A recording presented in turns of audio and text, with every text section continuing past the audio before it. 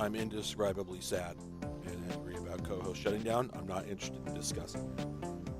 If everyone starts going off about it in the chat, I'll turn the stream off. It sucks, and if you don't know what I'm talking about, I'm not going to explain it. You get it or you don't. I'm streaming because I don't know what else to do with myself. I don't know if this is something to do with myself either, but it's something to do with.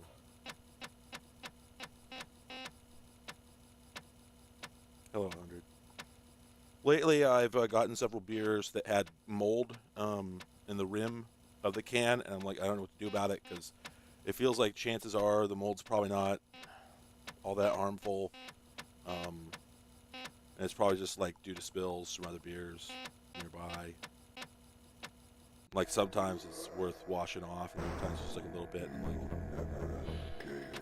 oh my dreams. Yes.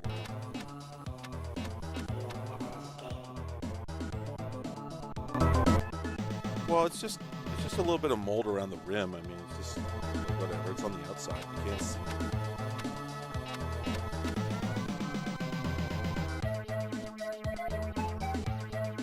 Fucking forum avatar ass. Oh, fucking again, forum avatar ass.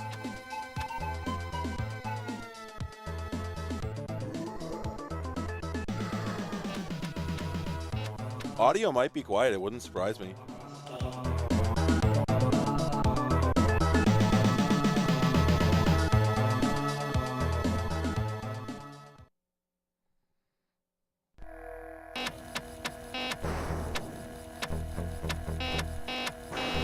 Thank you, Christian. I'm glad to hear that. I had not been able to get anything done video-wise for weeks. And that one, I just, like, out of the blue, somebody messaged me, was like, hey, I've got this. And I'm like, my God. And I just rolled over and grabbed it and shot a video the same night. The right call.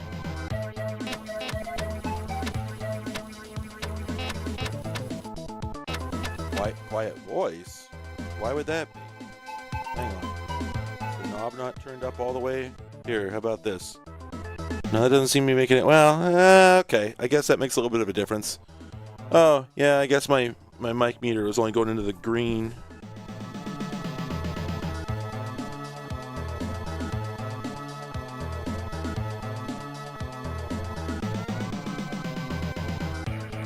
Anyway, alright.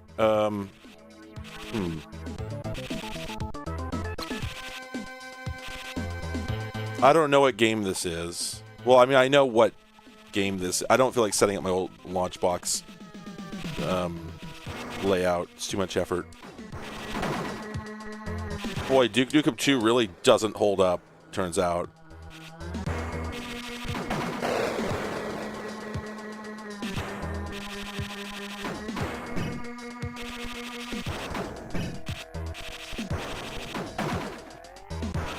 Oh, wait, that... Oh, okay, that...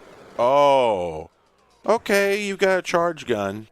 This is called Dan Danger, I think. I think it's Dan Danger is the name of it, and I guess... he kind of can't... It's like he can't walk without jetpacking. I swear I saw him...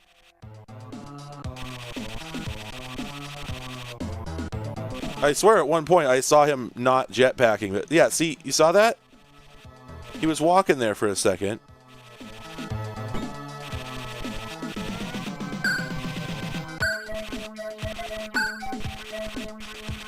Huh, well, whatever. Hey. Fuck these Yoda heads. Katie, that's an extremely funny reply.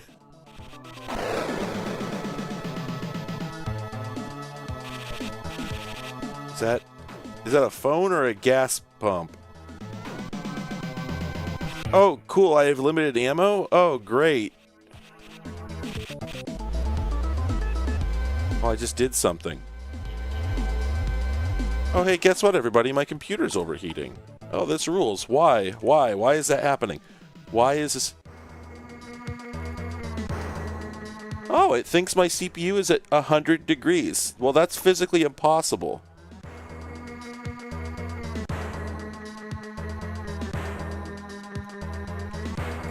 Right? No, that's 212. Okay. I don't... What in the blue fuck is going on here? I've not had this problem before. There's barely any heat coming out of my case. Did my fucking pump fail? Man, I don't have time for this. Like, with all the problems I'm having, I do not have time for this. Okay, well, I cranked the fans up, and it says the CPU temperature is dropping. Now, you have to understand that about half an hour before I started this stream, I was having a whole lot of stupid bullshit happen to me. And one of the stupid bullshits was that out of the blue, all the lights in my case started blinking red, indicating that the CPU is in emergency overheat mode. And all my pumps and fans went to full power instantly. But I went and got into Asus Armory Crate. Fucking stupid name. And it said my CPU was at like 90 degrees, and it just sat there saying 90 no matter what I did. And after like 20 minutes of fucking with it, I started up Speed Fan. Speed Fan's like, it's at 43. So apparently like one of Asus's stupid hundreds of services must have crashed. Oh, did I die? Oh, thank God. Celsius. One of Asus's 1,000 stupid services must have crashed because it apparently just had like a completely jammed temperature reading, and I had to reboot to go back to normal. Well, and so now I'm sitting here, and the same damn thing happens, except this time it appears to be real, except I can't like why? Why would it be real this time when it wasn't earlier? But it does indeed say the CPU is now at a much lower temperature. But, like, why, though? I don't have time for this shit. I'm going to buy homing missiles. Oh, I did just buy homing missiles. How much money do I have? Do I have $7,800 or $87,000? I'm going to buy some standard ammo. Well, I seem to have a lot of money. Buy nukes.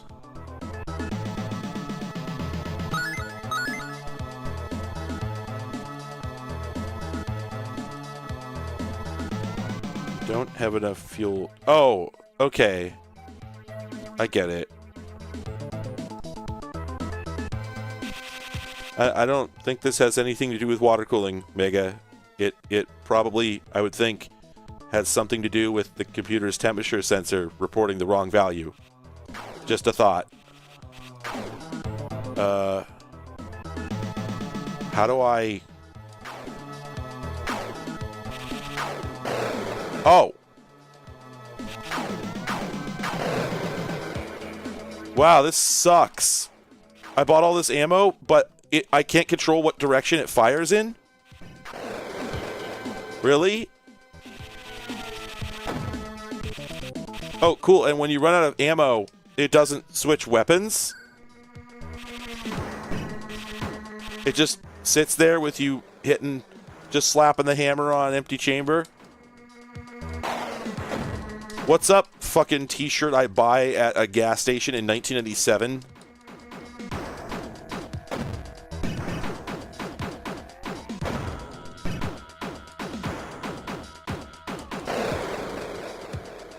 Okay. I got something. Oops.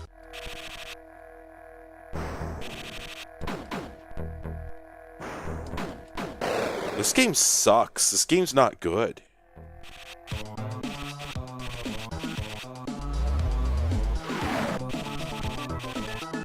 I've increased my jets, for whatever that counts. Okay, well that's what the nuke does. Now we know. Oh, fuck you! Fuck you, you hateful piece of shit! Really? Really? Really? Really? This is the game? This isn't fun! Wow. Boy. That's not great. Cool, cool. Your reward for making it to the second level is that you die. Wow. What a bad game. That game was not designed in order to make you have fun.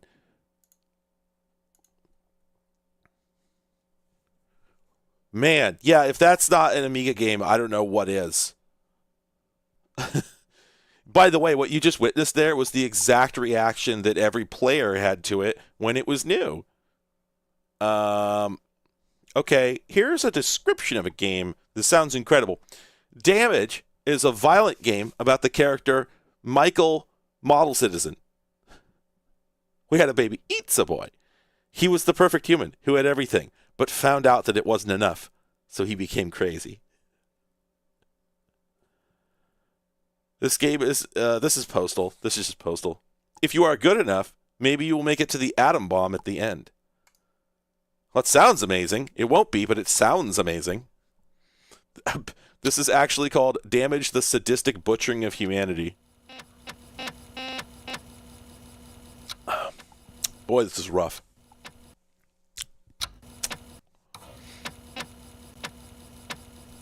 Also, there's a game...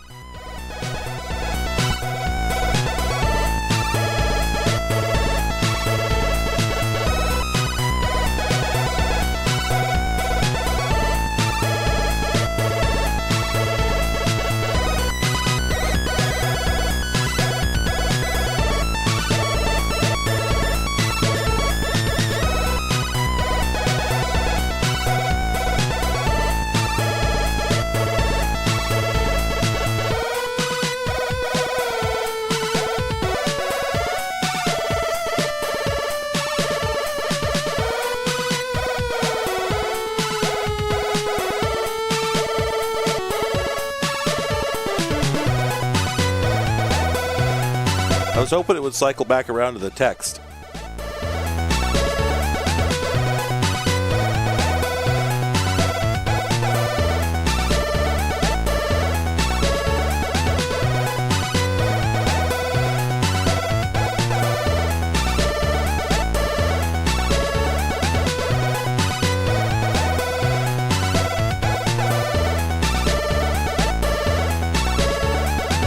There we go. Let's hope more games will appear to kick the Amiga again. I don't know what that means.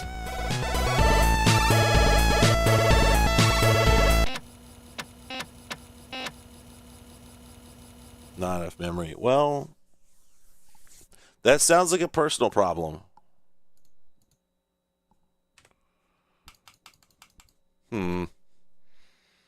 Here, let's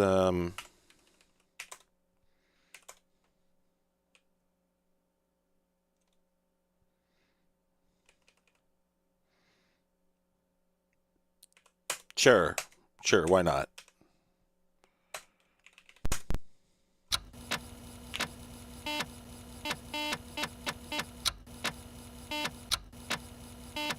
Plunk. Okay, that looks like it worked.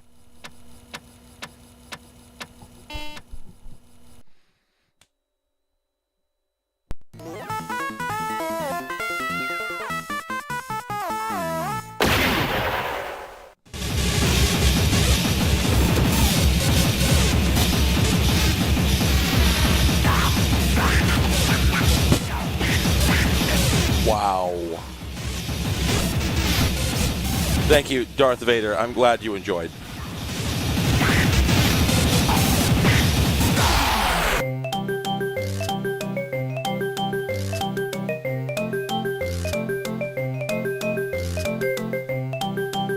I'm having a lot of trouble controlling Clive's limbs today.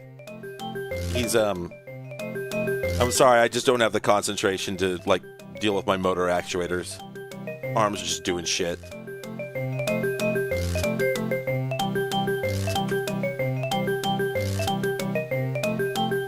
Oh, you play the president's first son.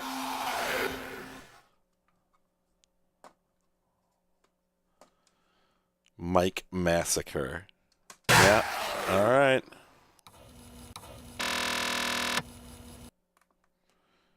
Oh my god. Oh my god. Okay, so there is no good Amiga emulator. There is not one. One does not exist. The one that is the least irritating is RetroArch. RetroArch is not good for emulating computers in general, but like it's particularly bad with with this shit because you're constantly having to swap discs, and like they never come in a format where Launchbox could figure out how to fucking do it. And so like, oh yeah, look at that, look at that. Oh my god! Not only did, it doesn't know how to interpret the disk 1 of 2 nonsense. It'll only do it if it has a if you load the files out of a zip, and unfortunately all I had was a zip of zips, and I didn't want to spend like an hour and a half extracting them all, so I end up with this shit. This is so irritating. Let me just check real quick and see if I have a way to work around this.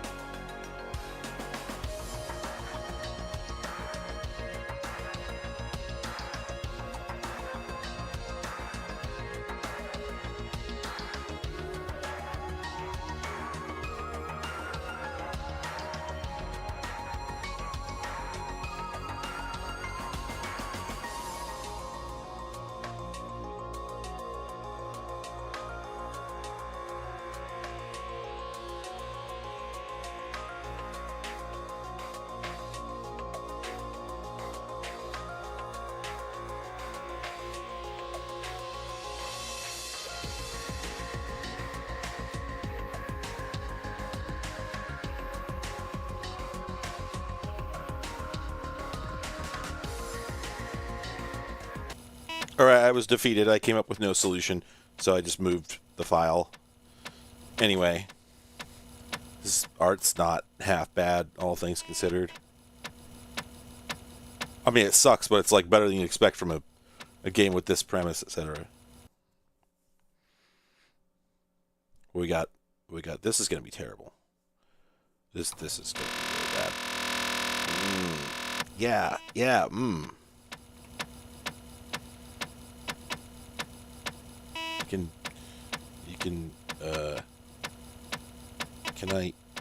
Can't get my arms to work correctly.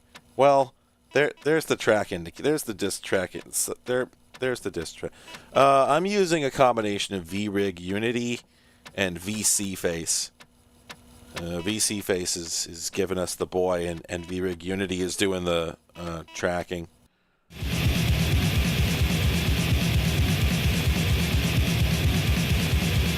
Just a little bit. Okay.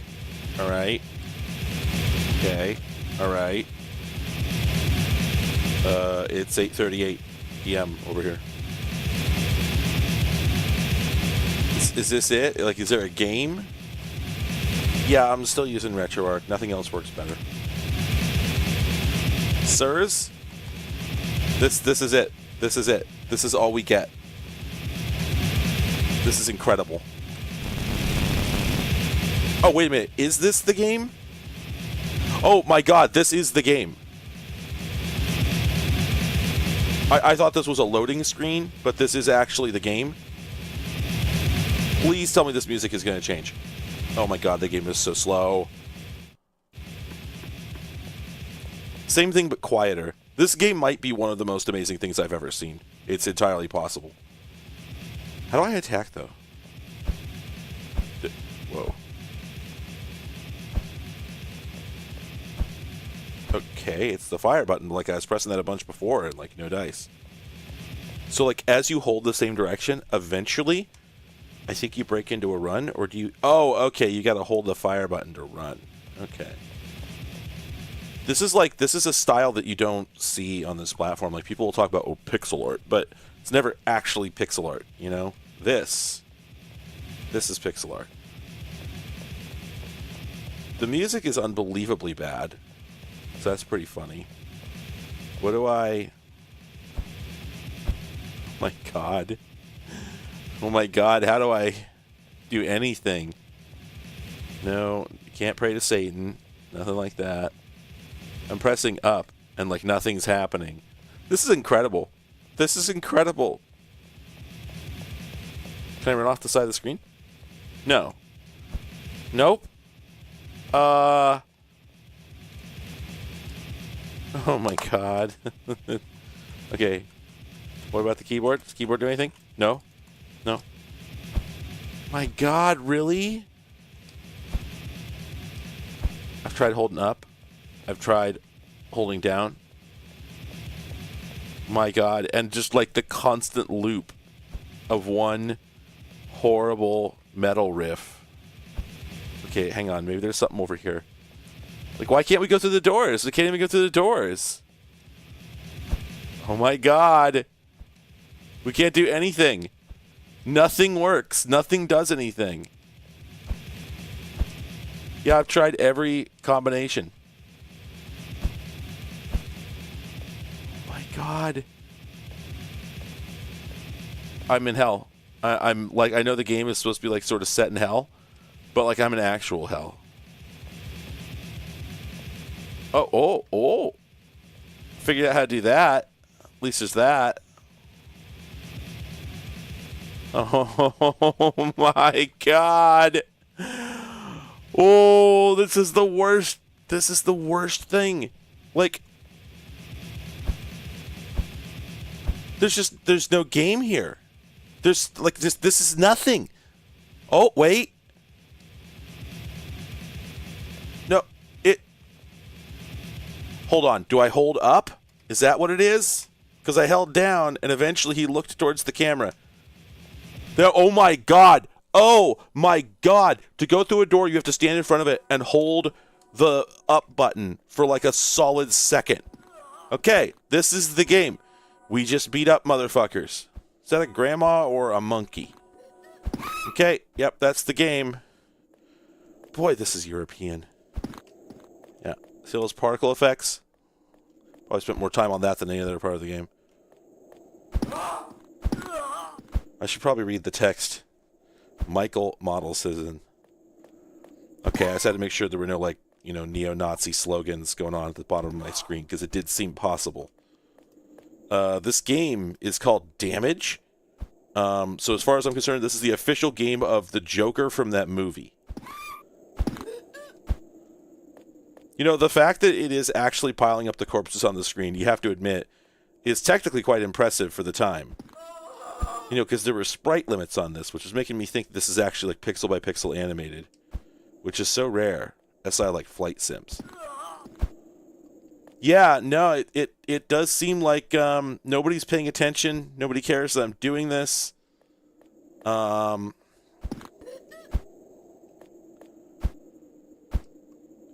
god. Okay, can we just walk off the... Yeah, okay, we can just... Yeah, Damage, the Sadistic Butchering of Humanity, I believe is the full name. Okay, can we, like, go in here? Yep. Drop that baseball bat, you punk. Now. Oh, wait, there's all these messages at the bottom. I guess they did see that I was doing this.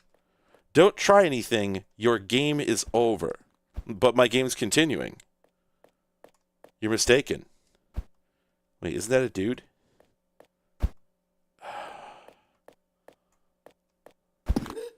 Oh, there we go. Okay. This says so much. This says so much about society. A convenience store. You rob all the cash and find boxes of rifle caliber bullets. Status, no gun. Oh, okay. Why does the convenience store have bullets? Oh, don't worry about it. I'm sure it doesn't matter.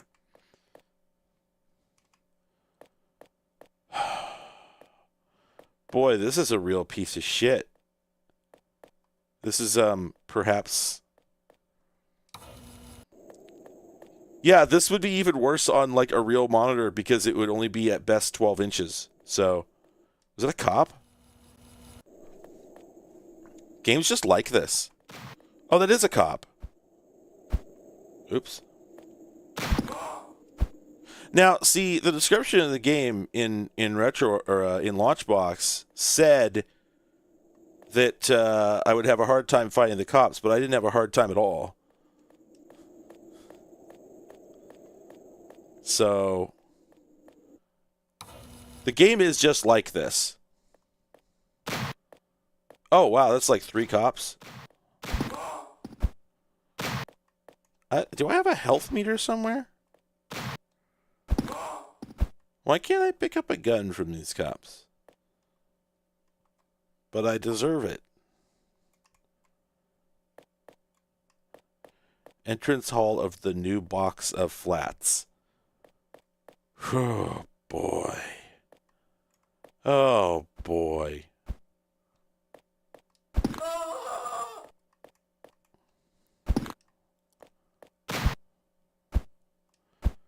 Oh, man. This is like, this has the same energy as, like, Kurt Cobain trying to destroy a guitar.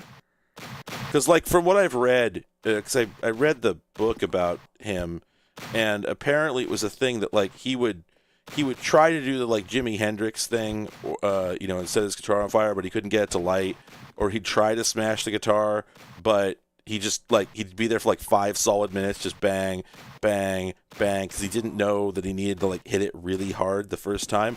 This feels like you're trying really hard to be, like, you know, you're trying really hard to be punk in that very boring sort of, you know, Dead Kennedys kind of way. But you're putting in so much effort that by the time you're done, there's just, like, no rebellious passion left. You know, like, I'm having to work so hard to do this that... My God. Okay, all right. Well, I'm done with that one. Holy shit. Hotline me Amiga.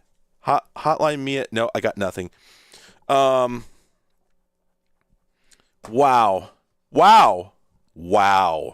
That was for anybody just joining, I'm having quite a bad day for a lot of reasons I don't want to talk about. And so I'm not necessarily the best company right now, but I didn't know what else to do.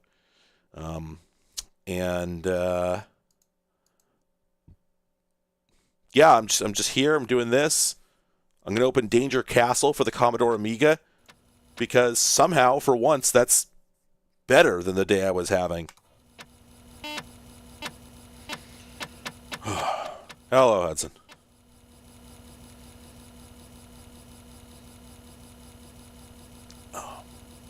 Not exactly alphabetical order, but like the list of games is sorted alphabetically, so I'm sort of picking stuff.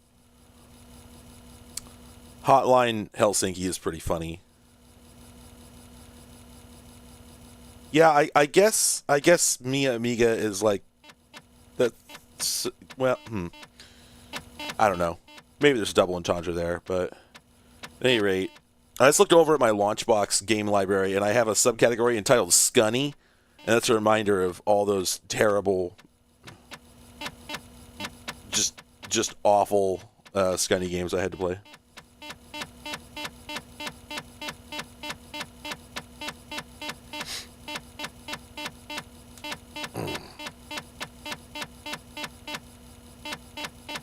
Yeah, Scunny it's with a K, but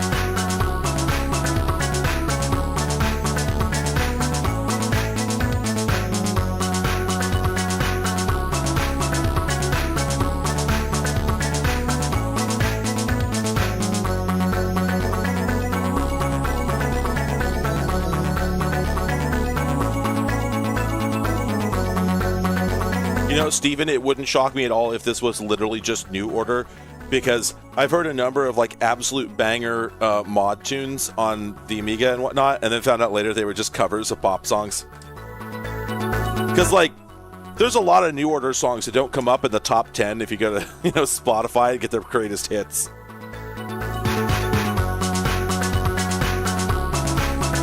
Oh my god, I actually don't remember that scene from Jeffrey.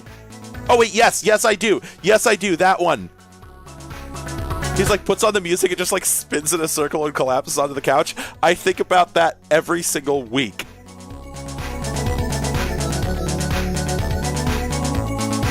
Also, nice drop.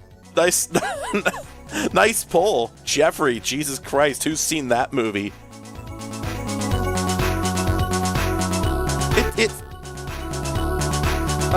+2, because the +3 has a disk drive. Come on, do your research. Okay.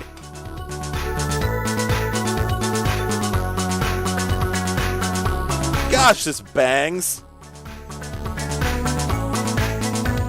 You know what's really funny is I don't know that I could progress from this. Like, this has happened so often that like I'm pressing buttons, but like, wait, I hit the D-pad and it changed tracks? What's going on here? Whoa! Oh no! Whoa! Oh, there was always video, just the emulator is outputting nothing. It's just a blank screen. What the? I don't think it's... No, it's not a music disc. It's got a... Let me go back to Launchbox here. No, this is supposed to be a game. I wonder if it's upset that I'm on the wrong system. Because we're on a 1200. Let's... It is sometimes the case that it'll only run on one model of the machine. One of the many reasons I have not gotten an Amiga.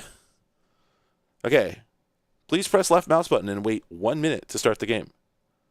I've pressed left mouse button.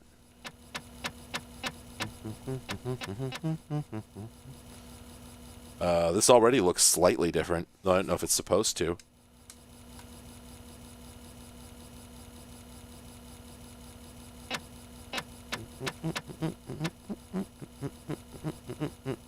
Yeah, the 500 is sort of the gold standard, so the fact that it's on a 1200 may have been the issue. We'll see.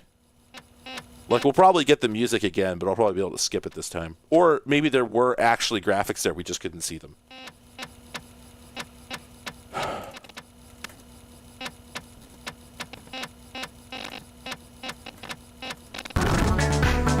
Yeah, there was actually supposed to be graphics. Wow.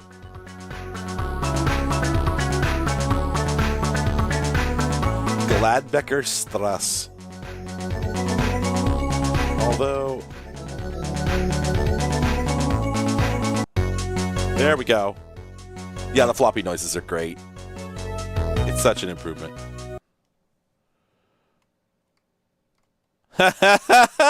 Now, sir, you didn't even ask me if I wanted sound effects or music. You just assumed I wanted sound effects. Okay. Alright, so we have a horrible jump. And that's all we've got so far. Oh my god! Naturally, you just fall straight to your death. Oh, yeah. Yeah. Yeah, baby. Everything. The horrible jump, the absolutely banging music, the complete lack of music during gameplay, the horrible, like, cheap stock sound effects, the miserable collision, and the just fundamentally bad concept. Oh, and the 6-inch fall damage. This is a European game. There's just no mistaking it. Oh my god. Oh, okay, so this is a room game. Well, at least there's that. Okay, so you saw what I was doing there, right? Because I'm sure that's how you're supposed to do it. Well, which Tandy did you have? Because some of them were better than others. Actually, now that I think about it, I wonder I wonder if watching Jeff Gerstmann play Dizzy was breathtaking. I had such a good time with him having a bad time. That sound effect sounds like nothing so much as a cat. It's just like meow.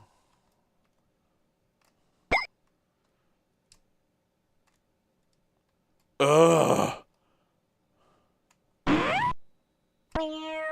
So, like... Wait a minute. Did I...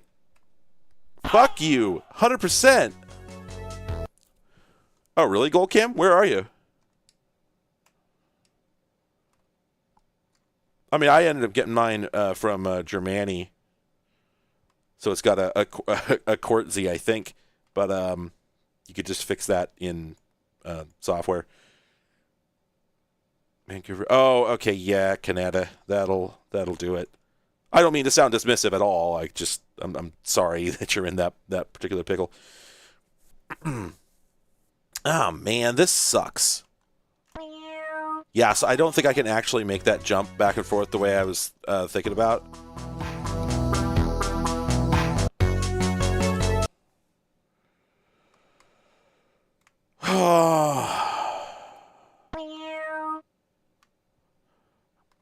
Well, okay. I'm going to be the least bit charitable here and say that, so at least this game has, a concept. It's trying to do something.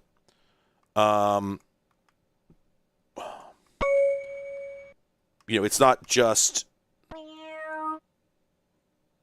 I guess I could follow that guy and go down the ladder behind him.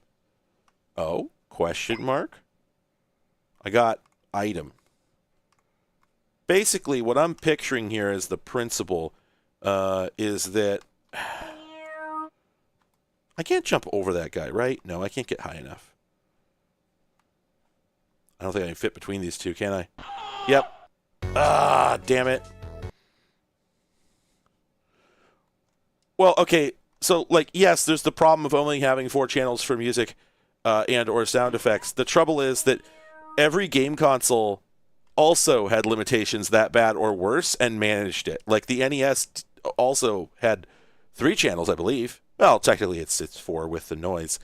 It's just you have to figure out as a game developer how you're going to modulate those channels on the fly. And it's ironic because the mod format demonstrates that the Amiga was particularly good at solving that exact problem. We could probably survive a half height fall, I'm guessing. It totally would have been possible for... Is that guy that knight is going to kill me. No, is he just background? Okay. Oh, fuck you, actually, though. Go to hell. Well, it's not that you need to make music in 3 channels. You can make them in 4 channels and then just turn off the percussion channel momentarily when a sound effect is playing. That's how every single NES game did it. Genesis games, SNES games, they all stole channels on the fly to make the impossible possible.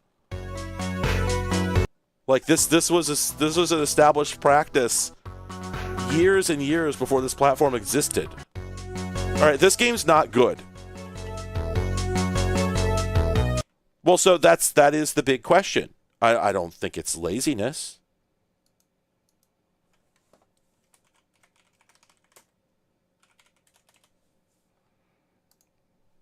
I don't think it's laziness at all. I have an enduring theory that a lot of European home computer game devs simply had not seen console games and or had not played them heavily and or they looked at them, said, damn, how are they doing that? And then there were no answers because there were no facts. There was no, in the early days, you couldn't go to Usenet, in the Spectrum days. And then later on, even if you actually had access, which not everybody did, then there was no guarantee anybody would have an answer. You couldn't, search the whole damn thing. So, I strongly suspect that there were a lot of developers on these platforms who just didn't know there was a better way to do it. Because, yeah, exactly. It's one guy in a shed. You go look at, there's a theory that, and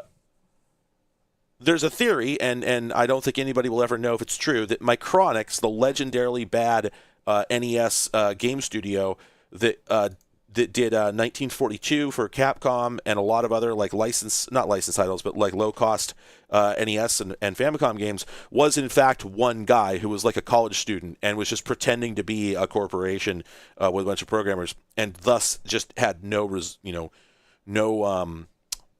resources and didn't actually know what he was doing.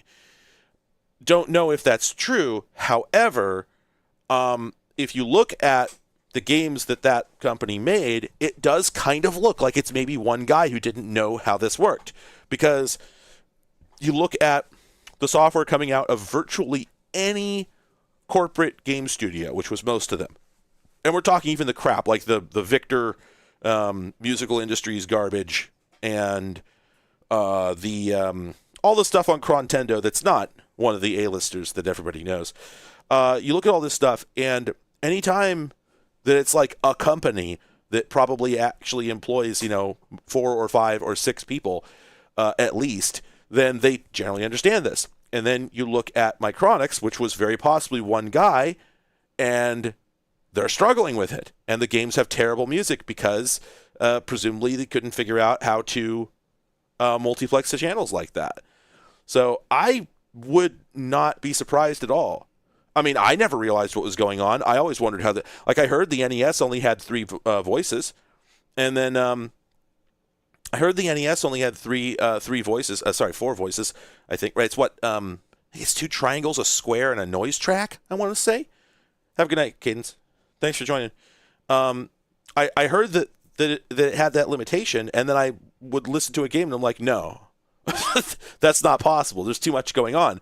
But it turns out it was just very, very clever use of the technology. The thing is, though, that the DPCM, which like very few games used that. I don't remember ever hearing the DPCM track like in a normal game soundtrack until Super Mario Bros. 3, and then like the occasional game like Bad Dudes, I'm bad. But anyway, even like the crappy NES games would have this channel stealing technique going on, but they all had the benefit of dedicated music programmers. Because remember, when Nintendo or Capcom or Victor Music Industries or whatever set out to make a game, they had a guy on staff whose job was just to do the music because it was too complicated. Like, you have to program the music. It's not, you don't just drop in a MIDI. Every single NES game ever made had to have custom code to play the music, note by note, cycle by cycle. And so every single game uses a different format, and every single game uses different techniques. And that's why if you start playing an NES game and you've got some experience with the platform, you'll go, oh my God, is this a Capcom? Or, oh, is this a Konami game? And it's because you're hearing the music. You're hearing techniques in the music that the other game companies didn't have, because it was some specific chunk of code that one guy that they employed came up with, and I think Victor was related to, I'm pretty sure that was JVC. I'm not sure. And indeed, at this point, people have actually people have actually picked out what they call drivers or engines from various companies. Like there's the Capcom music engine it's not really an engine, right? But it is a chunk of code that they copied and pasted from every single game that they made for years and years and years. And so when you play a Mega Man and then you play a DuckTales, you're going to hear a similarity in the music. And that's because what you're essentially listening to is a unique module tracker format. If in the same way that whenever we hear mod music, we hear that technique, and that's an auto arpeggiator technique that just automatically, it's just a single instruction you put in the mod file that tells the player that every step you want to increment, move by a semitone or 2 semitones or whatever, and then return to 0 after X many steps. Because this is built into the mod format, that makes it easy. You don't have to think about it. So while any MIDI while any electronic music format could be used to do the same technique, you never saw it until somebody decided to put it in Scream Tracker or whatever it was, Impulse Tracker, whatever it was, And then all of a sudden, everybody was doing it because it was there, right? So you hear that technique because it's built into the format. So when... Well, yeah, but sequencers... So I was not saying that the tracker is really like programming. I'm making an analogy. What I'm saying is that if you play an IT file versus an S3M file versus a .mod file versus a plain old MIDI, you're going to hear techniques that are unique to each one of those because they were provided by the format. They were provided by the editor. They were provided by the actual music format itself. Whereas on the NES, that's essentially true of each software studio. Capcom had a music engine, quote unquote, that allowed them to do a certain kind of harmony, which then became universal in their games because it was there. So even though it's different composers, I think every single Mega Man game for the NES had a different composer. I think there was only 2 games that had the same composer, if that. And yet they all have a certain sound to them. And it's not just because they're each drawing on each other's style. It's also because the Capcom music engine lends itself to this particular style of like pitch bends and these trills and whatnot that would be much harder to do in other formats. It was in the README file that somebody left, for the next composer. And so they went, oh, let's try this. So anyway, you've got this brain trust, right? When you go get hired by Capcom to write the code for DuckTales, have a good night, Jacob. When you get hired by Capcom to go write the code for DuckTales, you're coming into a company that already has, a hard drive they pass around, I guess. I don't know how they did source management back then. But you're coming into a company that already has routines for putting sprites on the screen without flickering, and for doing collision detection without bogging down the CPU, which Micronix didn't have. So you play a compile game, and they can have 60 sprites on the screen, full collision detection, no slowdown. And every single one of their games is like that. Is it because they had a whole string of brilliant programmers? No, it's because they had one.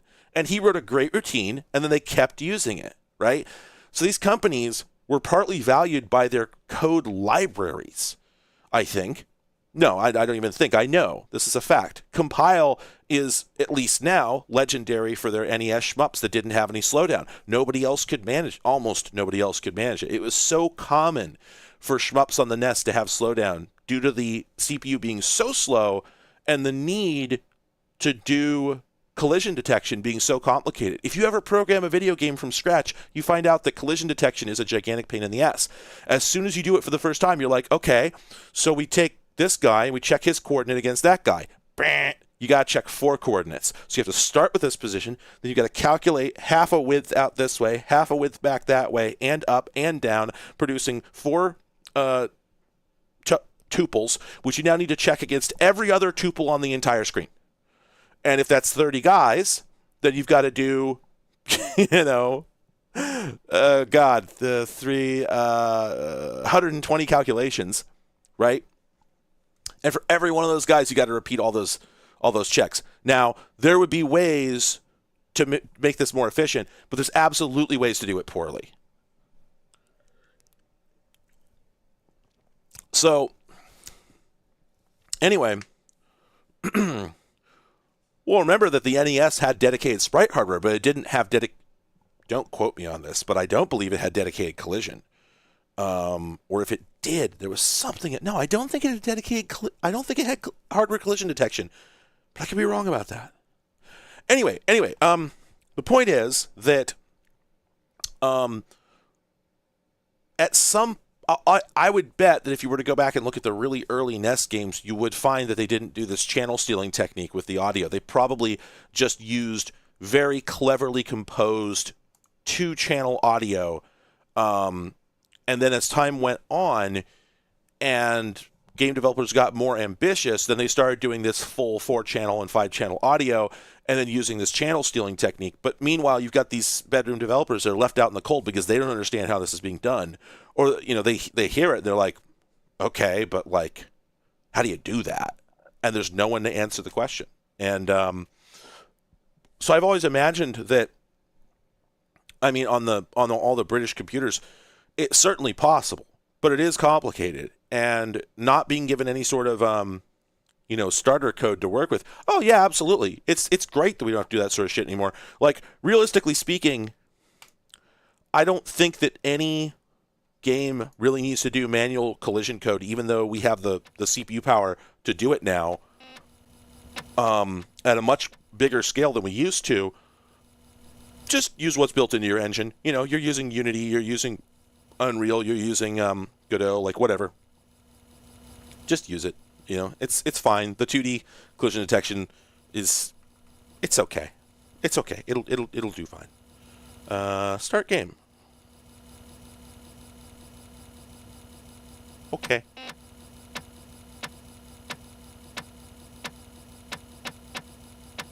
Well, yeah, but remember, Super Mario Bros. Came out 2 years into the platform's lifespan.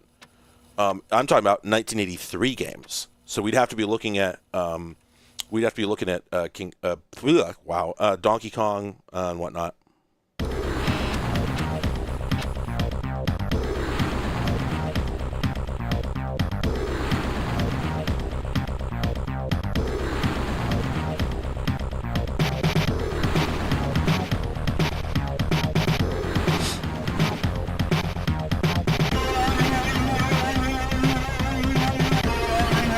Yeah, this does look dope. It probably isn't.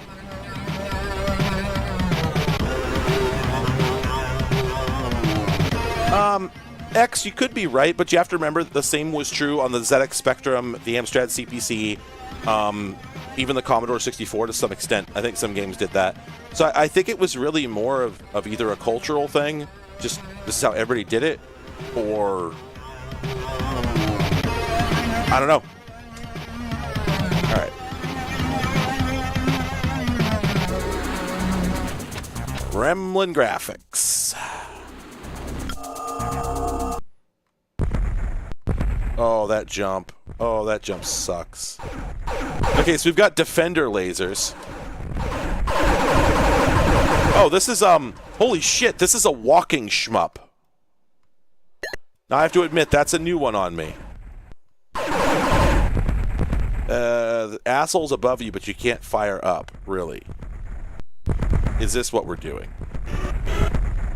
Oh, this sucks. I already hate this. Wow. Also, that laser sound effect is bad. What the fuck is this? So, Link Slayer, you're not wrong. It would be a little bit more work. Not that much. Basically, all I would do is just go download some, like, stock model files and just make different versions of his avatar and load them on the fly. Oh, you can destroy these. Oh, okay. It's like I could do it for sure. The antenna wobble. Are you referring to the you're referring to the Oh, there oh, it does wobble, doesn't it? Oh, wait. Oh, you can Okay, so you can charge your shots, so there's that. Oh, opposing spacemen. Not just robots. I mean, not that I can... Oh, this sucks! My God! I'm already done. I'm out. I'm already out.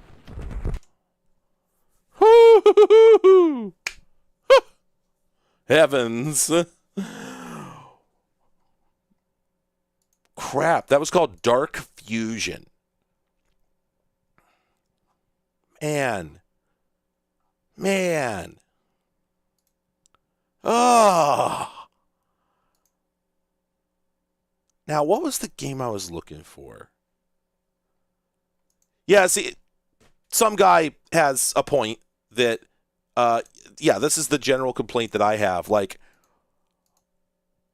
it's very mean of me to put it this way, but I cannot think of a time when I have played a game on the Amiga that was actually good unless it was available on the Genesis or the SNES, where it's much higher quality, like much more playable. It's got improvements in like quality of life stuff.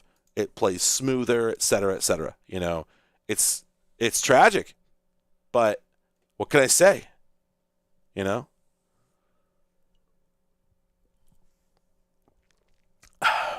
Yeah, I can't aim up. Limp wrist kit is almost something. That is so close to something. It isn't, but it's so close to something. My God. Are there any games in... You got any games on your phone? We will not be playing Death Mask. Oh, right. I wanted to fire up Deathbringer, the Sword of Abaddon, because the intro goes.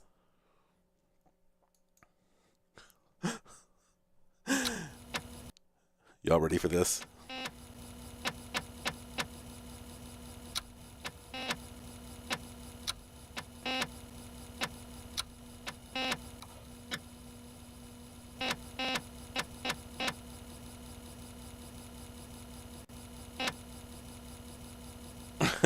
Metallica for trash hits and GFX for laming only lame. God, I love these insults that are incomprehensible because they're trying to do it in English, but it's not their first language. Oh, and press left mouse button to quit this shit text. Slays me. Let's fucking go. VH1, I love the 90s. Amiga.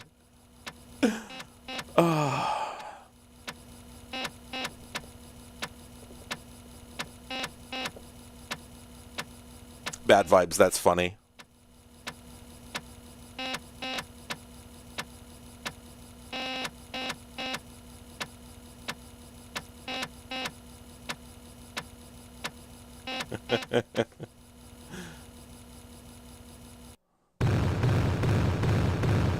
Oh God, this is... Same.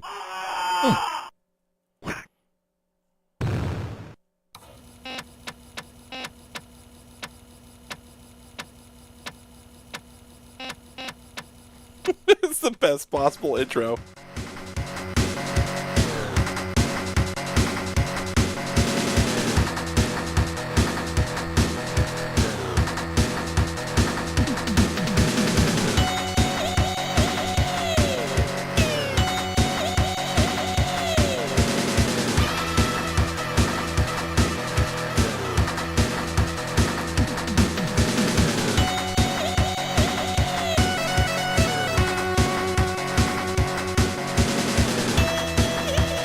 By the way, I need everyone to pay attention to the scrolls because they animated the skulls on the scrolls. See how the top rotates and then the bottom rotates? It's very clever.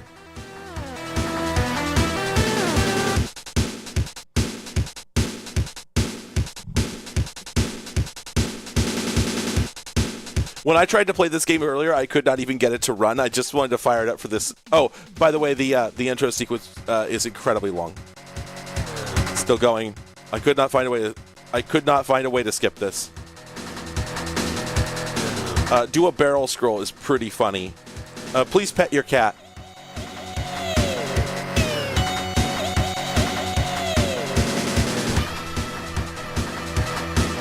A sword, big and unowned. By the way, this intro is probably really funny. Who makes Karn kill his friend? It's still going. It's just, there's a fucking just whole novella here. It's still going. Again, I could not. What if I right click? Will right click do it? Oh, nope. There we go. We're past it.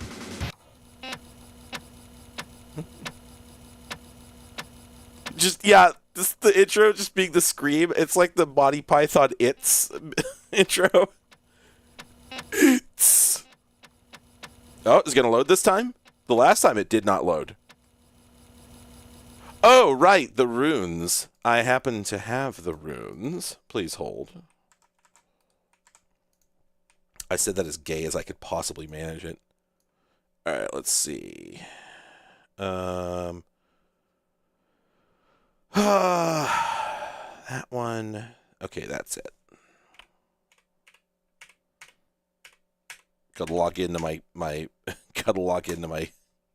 Oh, right. I remember what happened. Last time I tried to run this. Yeah, just gets to this point that it wants a disk, and I was not able to get it to load the disk. Let me try again.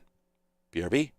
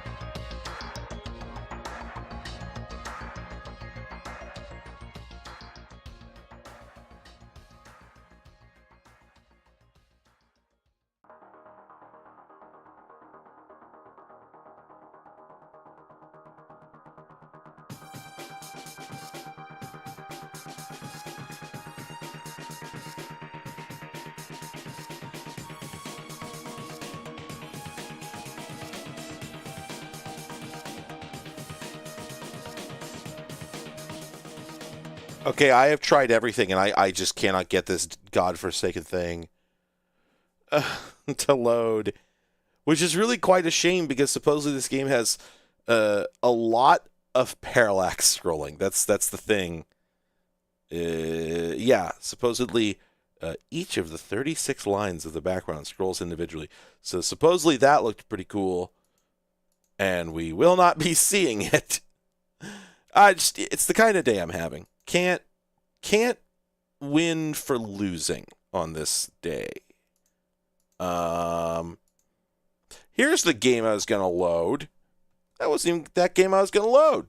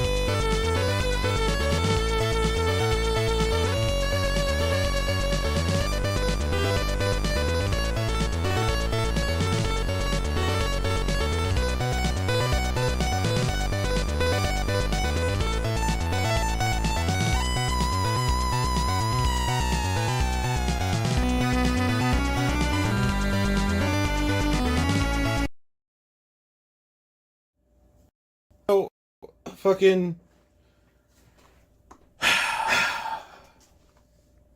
So like...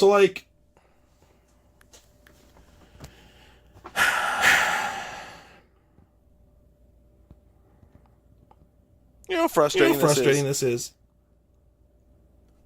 Like... This shit right here. Oh. There. The echo's fixed. Do you see this? Do you see what's going on here? I had to do this. This should never be done.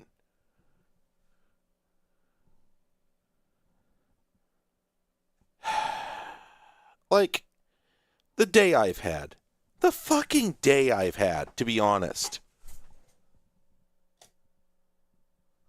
You know, it works.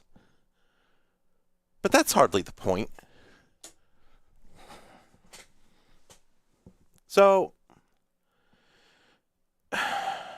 what you have to understand is that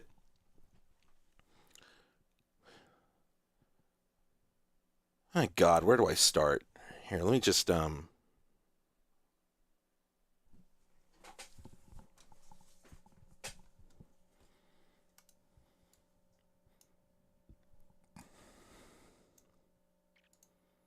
Okay, so see, come on, arms, let's do it. Okay, so this is an 8-foot arms. Come on, let's do it. This is an 8-foot strip LED fixture. All right. Now, that thing up there, that octagonal thing, is an extension ring. Now, so the way this works is there was a light fixture in the middle of this room. You can see the, what do we call this? The PNW scar. If you're in the Pacific Northwest, if you're anywhere in the north of the country on either coast, you're going to have a tit lamp scar in every single room. Because, like, if you haven't removed the tit lamp, then you'll just have the tit lamp there. But if you have, you're going to have a scar from the layers and layers and layers and layers of paint that were added around the tit lamp over the course of 70 years. And so I had pulled this down some years ago, this tit lamp. It was really dismal. Top surgery, that's very funny. Good one. And I replaced it with, it was this fixture that was about the same size, but it had 3 independently pointable socketed lights on it. It was shit. But it seemed like a good idea at the time.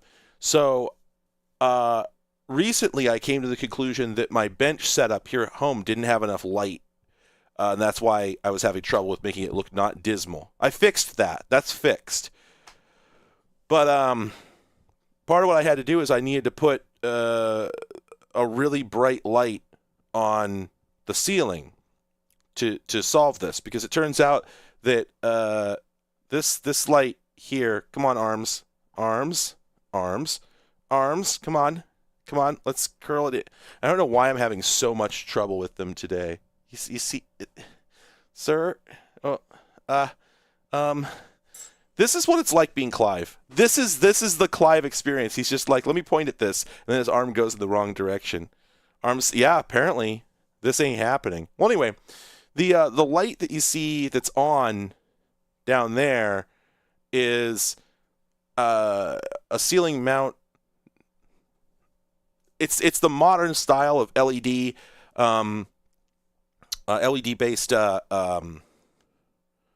recessed lighting. That's what we used to call recessed lighting, except it's not recessed because it's flat, so it's not even deeper than the drywall itself.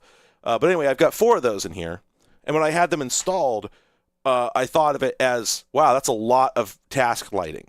You know, it came off as like very bright. I've recently realized that my actual like bench setup, let's just... come on, NDI. Come on, NDI, you could do it. Sir? Sir? Wow.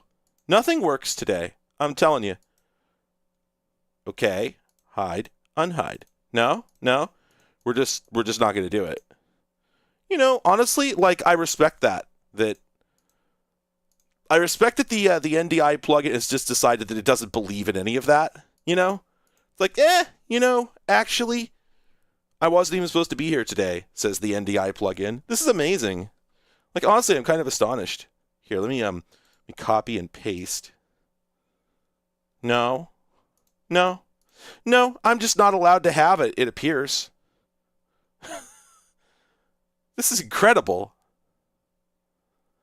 Well, I'm going to explain why I couldn't use a remote control as soon as the goddamn motherfucking... Oh, okay. So apparently what's going on is, in fact, that the NDI source cannot see my phone, even though it was just working. And what that tells us is that we have to exit the damn NDI app on the phone. It says it's broadcasting. Let's force quit the app. I mean, what else did you come here to see? You came here to see this, right? Okay.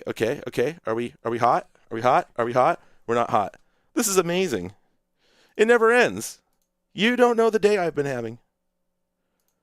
You don't know. Like it's been one. Hallelujah. Oh, why is it 4K? Don't do that. Hit the screen. Yeah, there we go. Okay, all right, hi. It's amazing. NDI is the preeminent streaming video format for sending low latency, high quality video over networks for broadcast applications. So I'm running a camera on my phone, and the camera is streaming directly into OBS.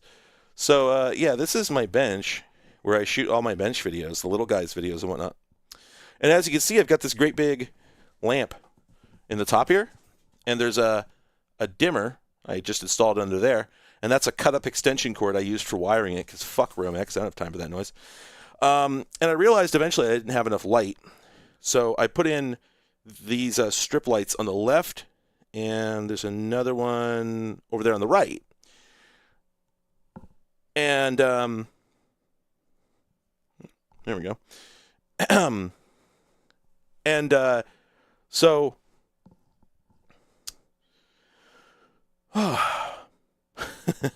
pardon me. Anyway, but what I realized eventually is that while this sort of looks okay, there's a certain dinginess to it that is only resolved by adding a bunch of room light. Like, it doesn't look like it here on the cell phone, but as soon as you I just hate working with Romex. Especially, I don't want to talk about it.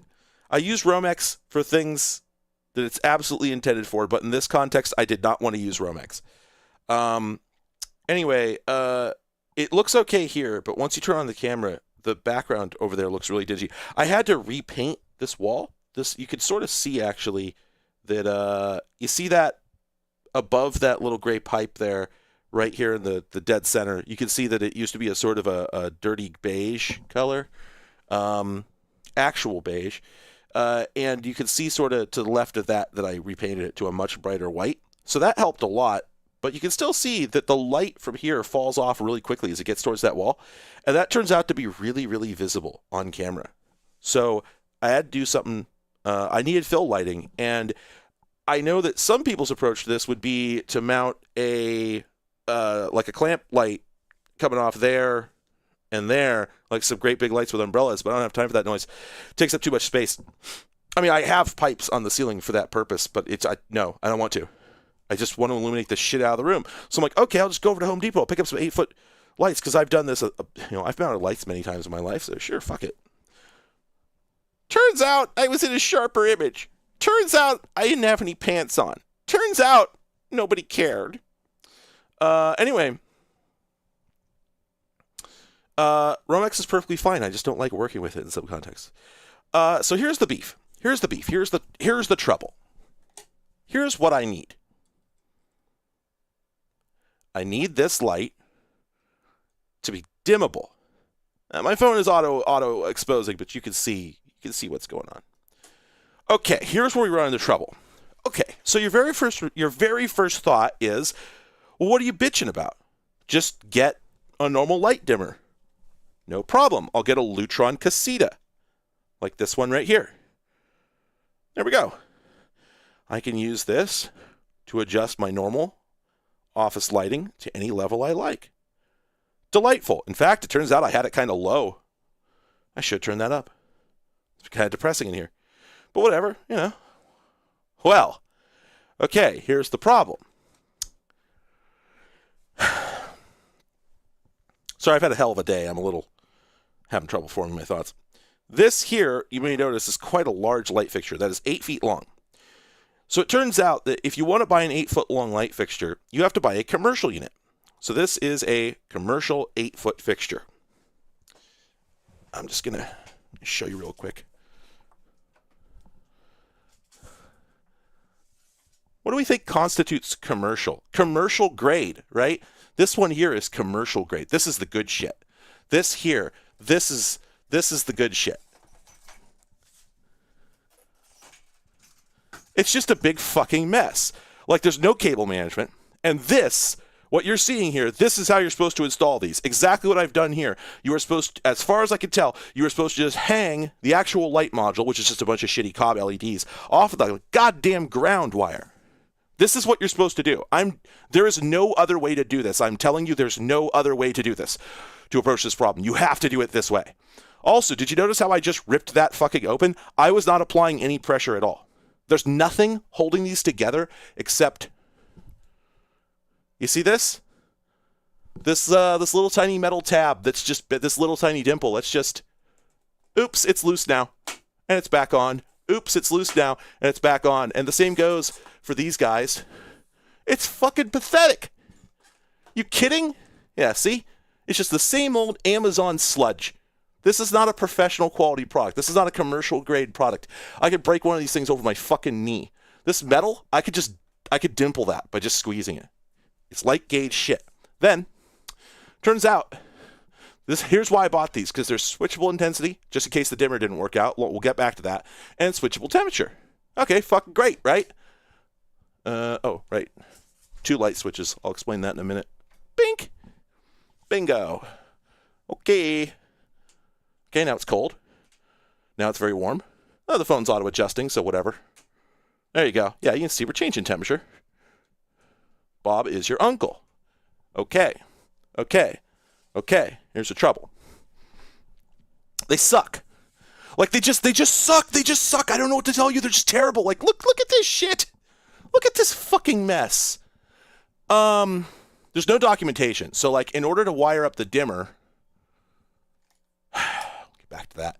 In order to wire up the dimmer, I had to, well, okay, so this thing is a Lithonia Lighting. Fake brand. Doesn't exist. That's the Lowe's in-house brand, I think. But when you look up the spec sheet or the manual on the Lowe's website, it downloads with the name of the original company. So I went to the original company's website, and I'm sorry, the reason I did that is because there are no instructions in the manual that comes with this about how to hook up the dimmer. We'll get back to that. Because this does not take a normal dimmer. That's the punchline. So I had to go to the manufacturer of the actual product, download the thing from there, and then it was like a 40-page document with a whole bunch of, well, maybe your light has this, maybe your light has that, because we don't know which one you bought, because we make trillions of lights for different companies. And then finally, when I found the schematic with the color code for these shits, it was wrong. Like, obviously, what had happened was whoever made the manual did not know what these 2 wires here do, the pink and purple, and somebody from some other department sent them a schematic, and they just dropped it into the file and shipped it, and just printed it, without any instructions as to what to do with those wires. Now, those wires are essential because, yes, Cass, you got it, but for the rest of the class, the reason that I can buy a Lutron Casita for those lights is because those lights are consumer grade. And that means that when you use a conventional 1960s style dimmer that works by just decreasing the voltage, the switching power supply in the backside of this light here looks at the voltage and goes, oh, hey, the consumer's trying to dim me. Because remember, these lights run off like 20 volts, something like that, 8 volts, I don't know. They're mostly current controlled, so the voltage is a variable anyway. But the switching power supply in a normal LED fixture, its job is to always take 100, 110, 90 if there's a brownout, 235 if you're in the UK, whatever the fuck, and turn it into that constant 8 or 12 or 16 volts or whatever the fuck at like, an amp or whatever the hell those cob lights take. So normally a switch mode power supply is supposed to resist incoming changes in voltage. The job of these lights that I had installed is to look for changes in voltage and deliberately reduce the target current of the power supply to mimic what the user is trying to accomplish by decreasing the voltage. In other words, you're doing it wrong. You're not supposed to do it this way. You're fighting the current, but because the reality is that people have dimmers that are intended for use with incandescents, and nobody wants to change that because they have wiring that's intended for use with incandescents and so on. And nobody's interested in any stupid power line networking bullshit where you send messages over the wires or any fucking thing like that. That's not happening. That's never happening. So instead, they just pretend to be incandescent bulbs by looking at the voltage and doing what's needed. Commercial lights don't do that. None of them do. It turns out that as soon as you get outside of the maybe dad will install this field, that they all demand a 0 to 10 volt dimmer. And the way that works is the light takes 110 volts directly. So these wires you see here, these are not high voltage. These have nothing to do with the wall current. Those are all low voltage coming from the LED controller module. And the two wires that I called out, the purple and the pink, you can barely see here. Yeah, you apply a voltage between 0 and 10 volts to that, and that tells the LED driver module what level of brightness you want. Now, the driver module, which you cannot see, is, I don't feel like taking it apart, but it's up in there. It looks like a ballast, okay? It's the New World ballast. So you plug the 110 volts or whatever the fuck into the ballast, if you will, and then these wires here tell that controller what you want to do. But that means that you need 5 goddamn motherfucking wires to drive this thing, which is why we've got 2 fucking cables here, because you need 110 volts in a normal high voltage rated cable. I chopped up an extension cable, so sue me. That could happen. It's what I normally do for this. I fucking hate working with Romex for reasons. So I just used a normal extension cord. That's fine. It's insulated good, and that provides the 110 volts to the ground. And then you need an extra 2 wires to provide that low voltage signal. Despite these things having been around for over a decade, these 0 to 10 volt dimmers, you cannot buy 5 conductor Romex or 5 conductor jacketed cable. Nobody sells it. You would have to go to fucking DigiKey and buy some generic shit or whatever, and then it's not rated for the app. So what I did is there was a lamp here. I wanted to hang this lamp there, but because of the bullshit I've been put through, I have to do these shenanigans. So I had to hang this over there. Better place for it anyway. And then I just put an extension ring on here, took the 3 conductors from the original light switch, set them to this guy. This guy then comes out with 5 wires, split into 2 cables, going to the end of this guy. So if I ever want to put the second one that I got, which I probably will, I'm going to have to run 2 goddamn cables out the other end. So they're going to have to be 4 or 5 feet longer than I want them to be. And then these things came with Vago connectors on them. But of course, any wire that you're going to use for hooking up these dimmers is going to be stranded, so that's fucking worthless because you can't push stranded wire into these. Oh, well, why don't you just tin it? Oh, no problem, because I stripped this and I tried tinning it, and the copper is coated in some sort of horrifying black gunk that will not come off, won't burn off, Flux won't take it off, just looks horrifically just oxidized, and solder won't stick to it. So there's some godforsaken nightmare arsenic scunge stuck to this shit, which I guess is my fault for not using Romex, but fuck off. Anyway, the point is, so I had to twist the Vago connectors off and then put these together with this tiny fuck off miniature datacom fucking bell wiring with quad shield that I found. It's just in a cupboard. So I put those together and it works. But here's the thing. You notice it's tied in with this module here. That's the one that has these switches on it. When I got this thing, those switches had fallen off inside, and it turned out that's because this is held onto the side with double stick fucking tape. It's taped. They fucking taped it. They fucking taped this on. You see how crooked they are? You see how bad the stick? Look at the sticker. It's at like a 20-degree angle. $100. $100. Michael Jackson, $1 million. You feel me? Holler. Fuck.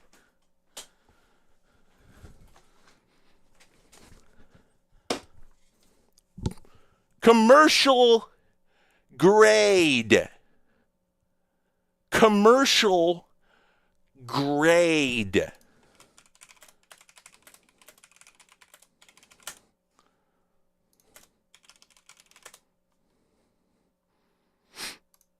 Sashimis? Sashimis. Oh, I got time for sashimis. Fucking. I'm gonna lose my mind. I turned off NDI.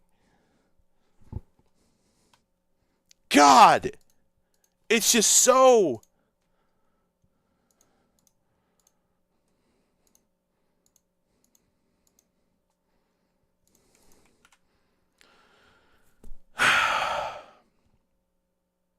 I just don't know. I don't know what to do.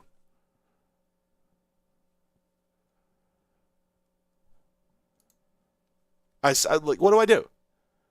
You know? What do you do with this? No, sorry, Beef. I saw your message earlier. No, the high voltage wires are just as bad. They're just all wobbled up in there and there's way too much of them. It fucking sucks.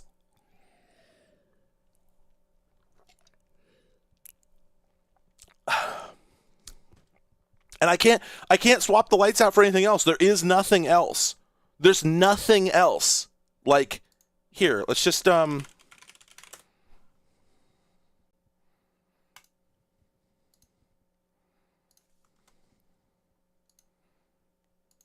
right, so what do we got? What do we got? What do we got? What do we got? What do we got? Fuck off, I'm not telling you my current location. Okay, Tacoma, sure, that's fair enough. LED strip light. I just want to be clear that Lowe's has the exact same stuff. So let's cut down their 23,000 fake drop ship listings in stock at store today. Let me show you the stuff you actually believe in enough to sell. Okay, so 4 feet, not good enough. 4 feet, not good enough. Now, it might be possible to do better with a pair of 4-foot fixtures, but the problem is I intended to put up 2 8-foot strip lights. So that would have been 4 separate fixtures. And frankly, I shouldn't fucking have to. Like, I should not need to do that. So what else we got? 2 feet. 2 feet. Fuck that. 4 foot. 2 feet. Fuck that. We're going to look for every 4 or 8 foot fixture. 4 foot. And we're going to see if any of them support the normal dimming. So maybe some of them do. I don't know. I couldn't find one. But, like, they're all... By the way, Metalux, that's the same fucking company. Like, Metalux and Lithonia and whatnot, they're all the same company. It's all the same shit. It's all just as bad as everything else. Yeah, that is $90 for 4 feet. Fuck that. I paid $99 for the whole thing. 8 foot. Well, that's fluorescent. I don't want one with discrete lights. That's the other. You know, that's the other thing is I want one with just integrated LEDs because, like, realistically, they don't really fail anymore. So I don't want it to be discrete bulbs because I just want something that's fully integrated. You know, I don't know. I don't think that's an unreasonable request. Okay, 4 foot, 4 foot, 4 foot. Now this is a shop light. That one might work. I don't know. Wait, that's a 1 footer. 48 inches. I love how you look up strip light and you just get like all this. Like, yeah, here's a fan. Yeah, fuck it. Here, have a fan. Sure, whatever. Okay. I think we're almost to the end here. 10,000 lumens.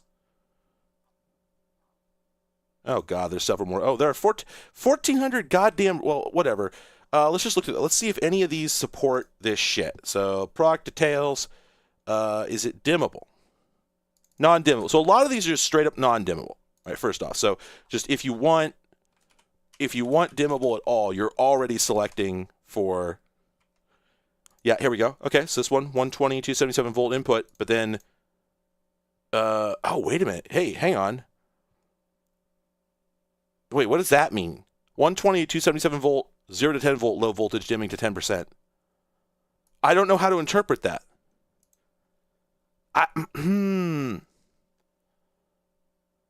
Hey, look, I bought a lot of LED fixtures. I have not had any fail in a long time. I don't know what to tell you. I don't think this one. I don't think this one dims with the conventional technique. And the manuals are garbage. They're just absolute garbage. Let's see. Does it even say in here? Okay, it does not say anything. Dimmer. Nope, no mention of dimmers at all. So all we know is that this thing supports 0 to 10, and there's plenty of reason to think that it won't do. I think it only does 0 to 10. So moving on. New business. Non-dimmable. We can go fuck ourselves, I guess. Specifications, product details. 0 to 10 volt dimmable. Okay. Actually, wait, hang on. God, was that even correct? Hang on. Let's look at this again. No, non-dimming. It's not even right. It's not even fucking correct. This says dimmable, and this part says non-dimming. Does that mean it's not dimmable, or does that mean that it doesn't dim? Like, right? Fucking right? God! So, I could go through the rest of these, but like I looked up at the store, and none of them supported dimming other than the 0 to 10 volt. Which is nuts, right? But see, but then look at this. Once again, it says 120, 277 volt, 0 to 10 volt dimmable. I keep seeing this, and I keep also seeing, where is it? Do they have the thing here? There was this other thing I saw.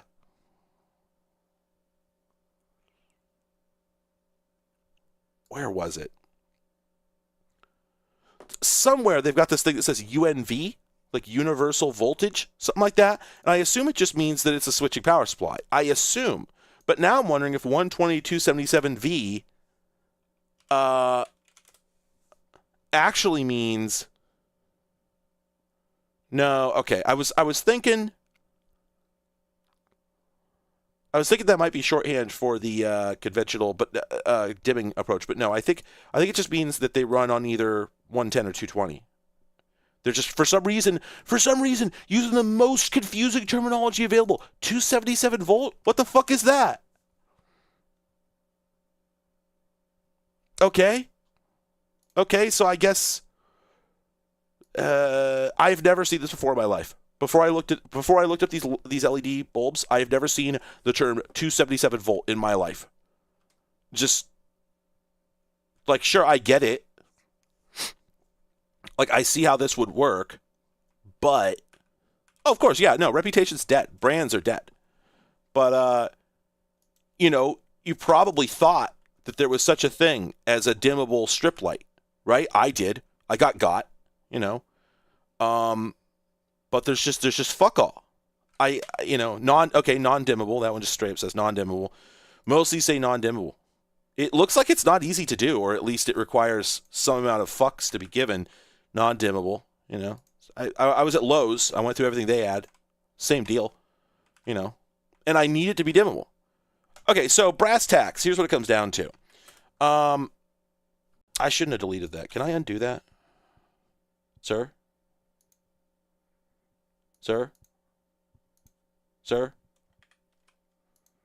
Where's my window capture? Oh, there we go. Okay, so this is my favorite part.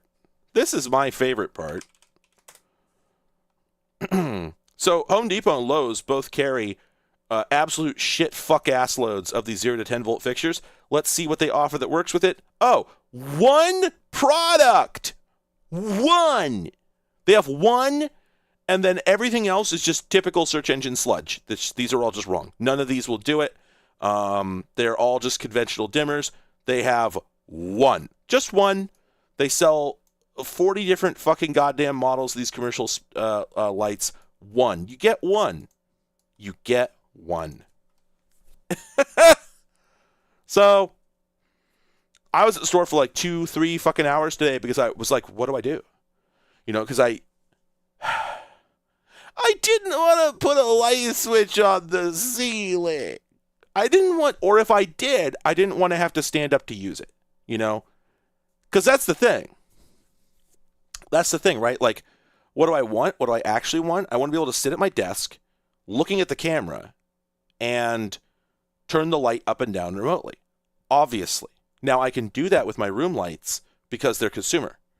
But the commercial grade shits, there's no way to remotely control them because nobody makes a 0 to 10 volt remote control dimmer. I mean, look. Here. I know they do. Yeah, okay, yeah, via light aura. And now, instead of completing this fucking project today and having it done, I'm going to superbrightleds.com like it's 2007. And I'm ordering this thing, and I'm hoping that it's not janky. And what do we think the remote looks like? Oh my god, the remote is literally a cloned Lutron cassette. Are you fucking kidding me? Yeah, it's a Chinese knockoff AliExpress Lutron cassette. Like, yeah, no, that's what I want to do. Like, look, yes, I know it makes sense, but that's hardly the point. I know it would work, but that's hard. Like, okay, the intelligent thing to do, the smart thing to do, for me, was to buy this and stuff it into the extension box I put on the ceiling. And then I would have everything I wanted. But what I wouldn't have is, like, a reasonable solution. Because this should be carried at Home Depot. Why the fuck isn't this at Home Depot? Right? Like, why? So stupid.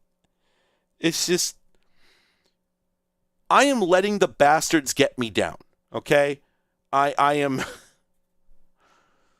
It's just stupid because, like, if this was not something that was done, then I would understand it. But the fact that it is something that's done, I'm sorry. I just want to be clear here.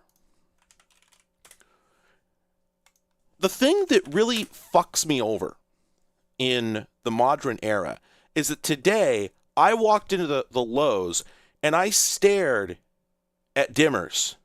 I stared at dozens and dozens and dozens of dimmers. They had so many dimmers, and virtually all of them are identical. Lutron has like a 4 to 5 foot stock area, and it's like, okay, do you want the one with the paddle? Do you want the one with the flappy paddle? Do you want the one with the little slider next to the flappy paddle? Do you want it with this? Do you want it with that? They'll make thousands of versions. And then you get to the 0 to 10, one. You get one. You get one. Like, and yeah, I could get this, but I don't fucking want this. I just want any of these except in the 0 to 10 volt version, right? Like, that's not unreasonable. It's just the illusion of fucking choice. It is almost as if, and may God strike me dead if I am wrong, but it could almost make you think. It could get you thinking. It could almost get you thinking in a pinch.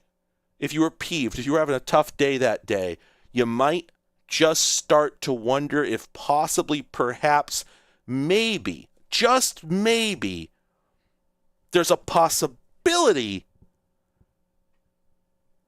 that capitalism does not result in the largest variety of products for the widest variety of people in the widest variety of situations, but in fact focuses on just one very tiny sliver of people, whoever is perceived to be the most profitable, with absolute blinders on for any other situation anywhere. No, I must just be having a bad day, because that couldn't be the fucking answer. No way.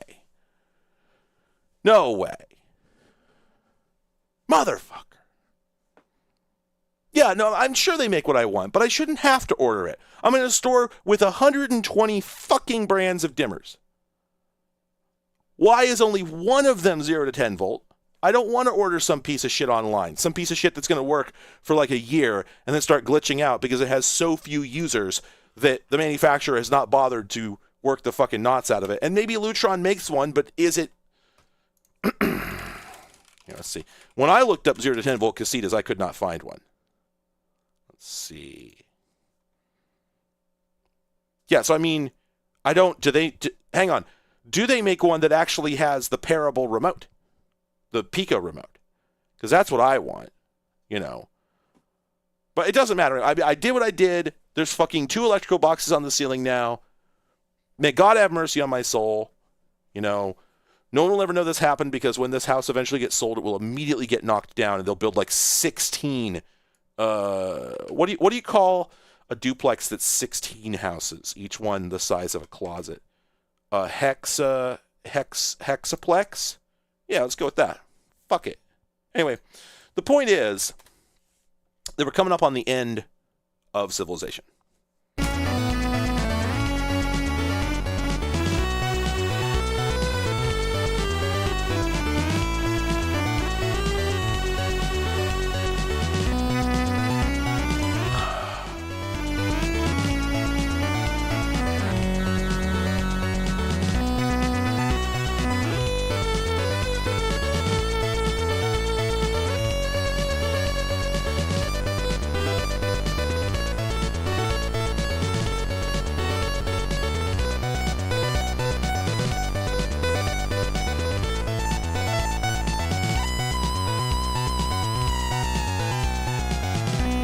Braden, I'm glad you're having a good time.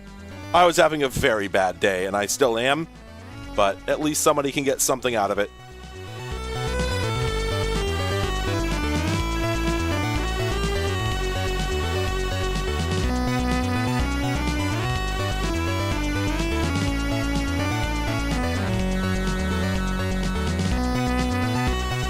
Hello, Shepard.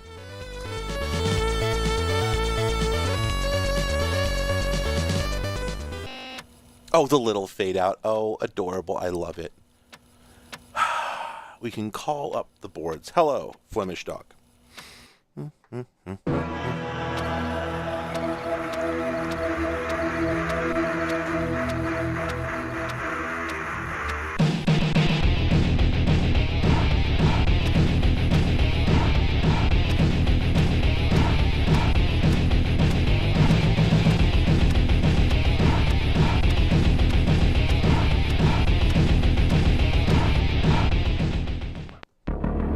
We keep playing games that are metal based.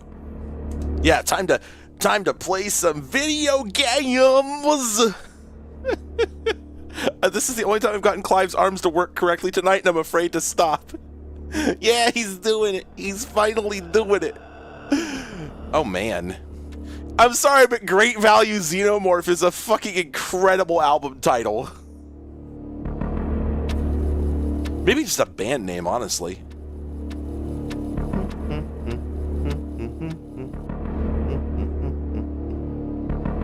Yeah, this intro is incredibly long, and yes, it is absolutely an Alien ripoff. Game Focus. Somebody asked what Game Focus was. That's how you tell RetroArch not to pay attention to any of the, there we go. Any of the hotkeys. Yeah, I think I would just have to accelerate through this, because I could not find a way to skip it. Wait, what about... Does escape work? No. Nope. Yeah, I can't find a way to skip this. Okay, there we go. Just gotta accelerate through it.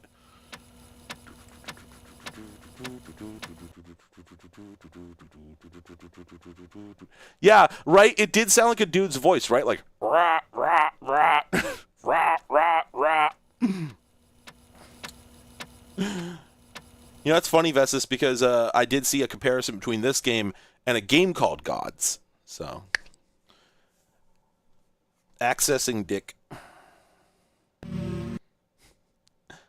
My name's Richard. Oh, I've heard you prefer dick. Deep cut there. Sorry, everyone. Oh, my gamepad turned off. That I wonder if that's why I couldn't skip the fucking intros, because my gamepad turned off. Start game. I haven't played this game before.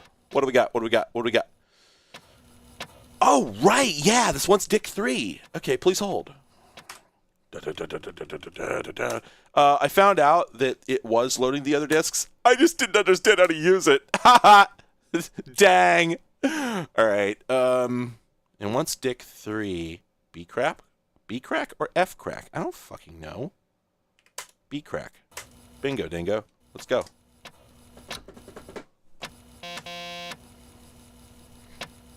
Seems to be working.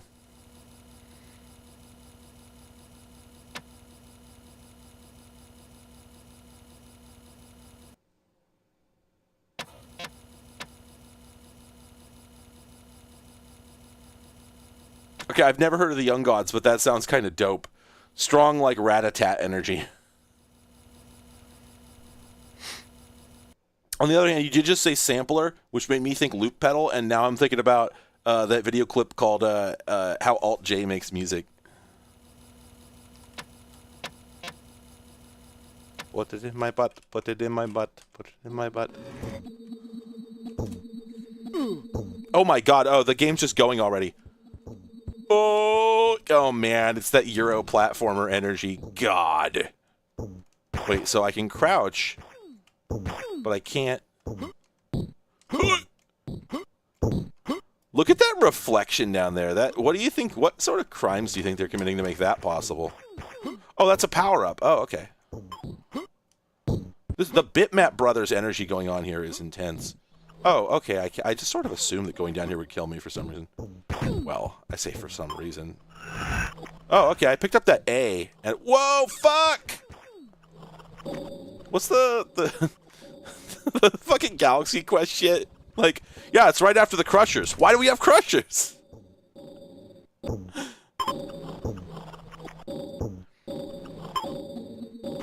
Okay, I picked up that A. Jeff Gersman voice. I want that A. Alright. Wait, do I have limited ammo? Oh god, is this gonna be one of those things where I gotta, like, travel to other levels? Oh, no, apparently I got that D at some point. I don't remember getting that D. Wah! Okay. Okay, alright. Is it down? No? Up. Wait, do we just hold up for a while? No, that's not it.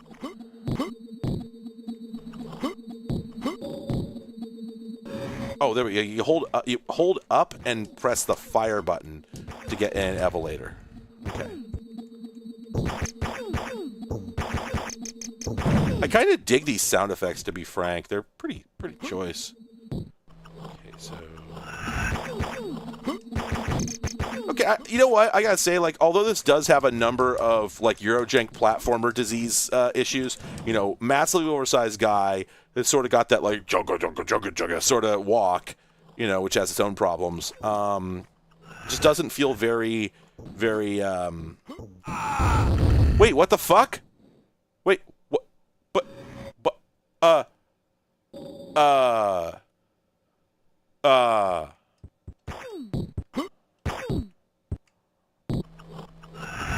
I thought that was a pickup.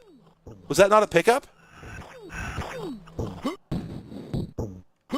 Or did the thing shoot me as I was picking it up?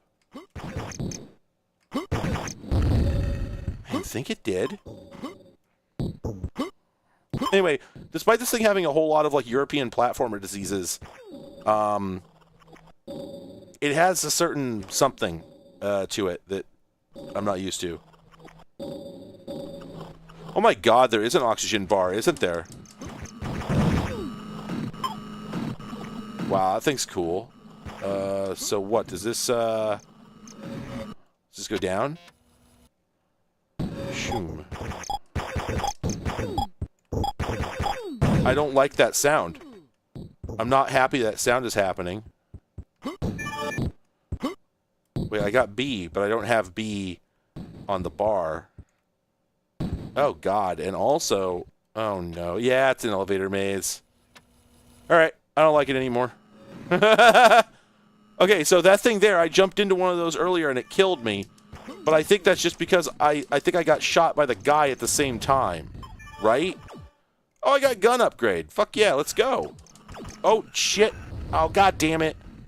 Oh, good, I still have gun. But, like, what is the... Is this the tech? Am I just supposed to, like, this shit? Like... Because this is nothing. This is not video games. Tim Rogers' voice, the real video games. Okay, this is the first game we've played in a bit where you can't charge your gun. So I did test that, but no dice. It's really hard to not take damage. Oh, but I did just get a health up. Okay. They're not utterly cruel, just mostly. Alright, so that C got consumed. These things are kind of amazing. Like, I just... Oh, okay, there we go. That's the first time... That's the first time that I've walked through one of these little mazes and not had to... and not been able to just, like, hold left the whole time. Where I actually did have to, like, think about what I was doing. Oh, we're back where we started. But... Yeah, okay, so we cannot use this elevator. For me, I am still thinking about Jeff Gerstmann's, like, taking a pointed view of a name-brand video game and just saying, well, it's no golf, and meaning it with every ounce of conviction that he could muster. It's no golf. You know. Is it better than Dino Wars Destruction at Spondylut? Milon's castle?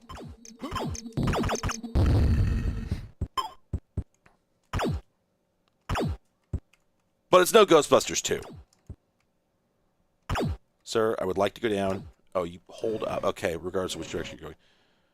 Oh, God. I mean, like, you know, I'm trying to remember if he has actually positively compared RoboCop 2 to anything. Or, I'm sorry, wait, was RoboCop 2 better than the first one? Is that what's up? Maybe that's what's up.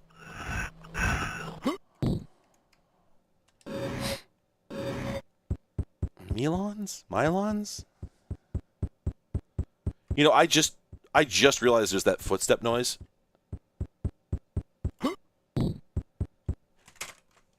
The only Garfield comic that hang on.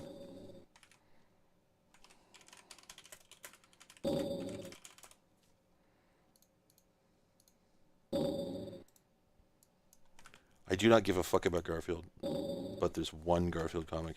Just one. This is the only Garfield comic that I care about.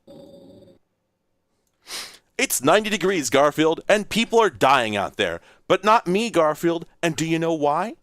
Because I'm wearing wet socks.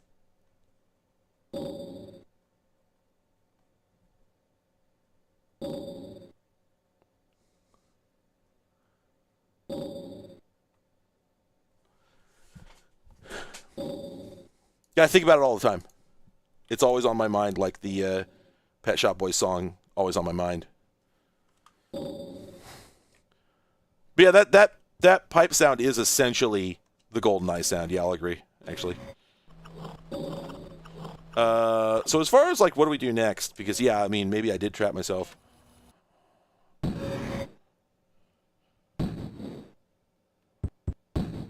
Wait.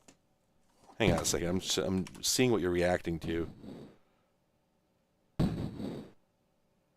a minute, that does appear to say 23, doesn't it? What?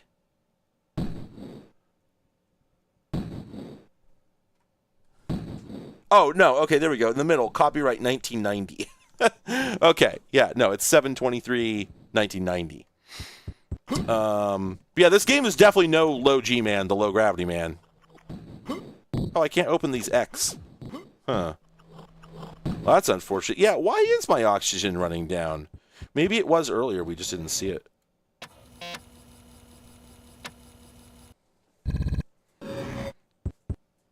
I love that little, like, Arkanoid that happens.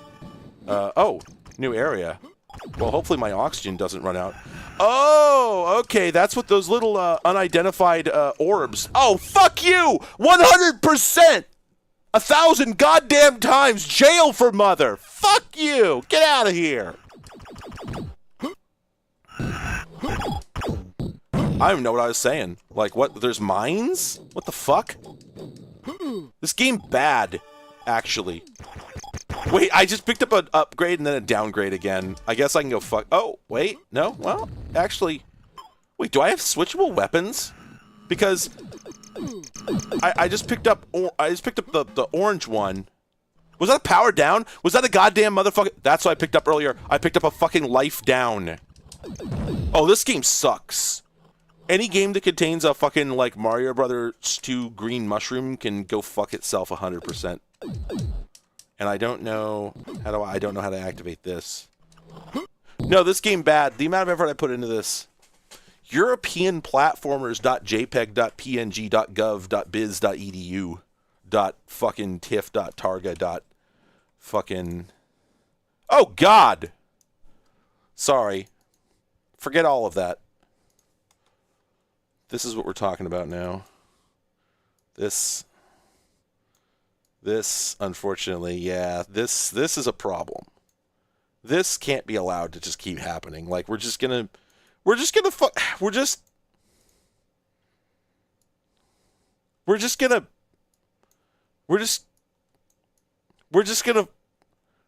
nothing about this. You're saying we're just gonna allow this. I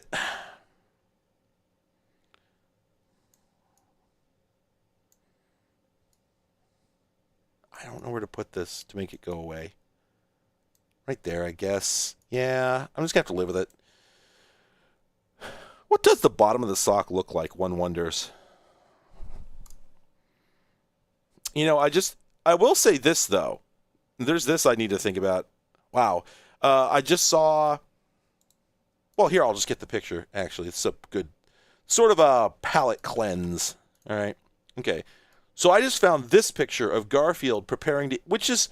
Now I think about it, this is not his signature food. So it sort of rings hollow. But here he is preparing to eat a gigantic submarine sandwich, so named due to the resemblance to the underwater vessel. And the whole thing is making me hungry for a submarine sandwich, because you can see we've got ham. Actually, I guess those could be red onions, which means this is art. This could be a vegetarian submarine. That's something to consider. Like, I don't want to go off half-cocked here, but those do, there's a roundness to those that sort of suggests a red onion. So we got Swiss cheese. We got, there's limited color here. So we got Swiss cheese right in the middle, right? Obviously that's Swiss. There's another Swiss poking out just next to my ear there. And to the right of that, from the viewer's perspective, not his, from it's to the left from his perspective. He can't see it from that angle. But from our perspective, it's to the right. We can see there's sort of another similarly colored slice of cheese. I'm going to say that could be provolone. But under the Swiss, we see a brighter yellow. That one, I think, is a cheddar or an American, probably an American. So we've got a 3-cheese sandwich here so far, I would say. There's mustard hanging out over to the left there. The greens are a little bushy to be like your typical lettuce, but we can give that a pass due to artistic license. We'll just call that like a green leaf lettuce. Yeah, it could be, bologna, it could be salami, something like that. I would go for either one. And then the tomatoes, I used to love tomatoes. I've been having trouble with them in recent years for some reason. But, you kidding about the olives? I would eat that olive in a heartbeat. It's there as a little treat. When you get to that part of the sandwich, you get to eat the olive. What you talking about? But at any rate, I don't know whether this is a vegetarian sandwich that Garfield is about to bite. He's about to bite it in the middle.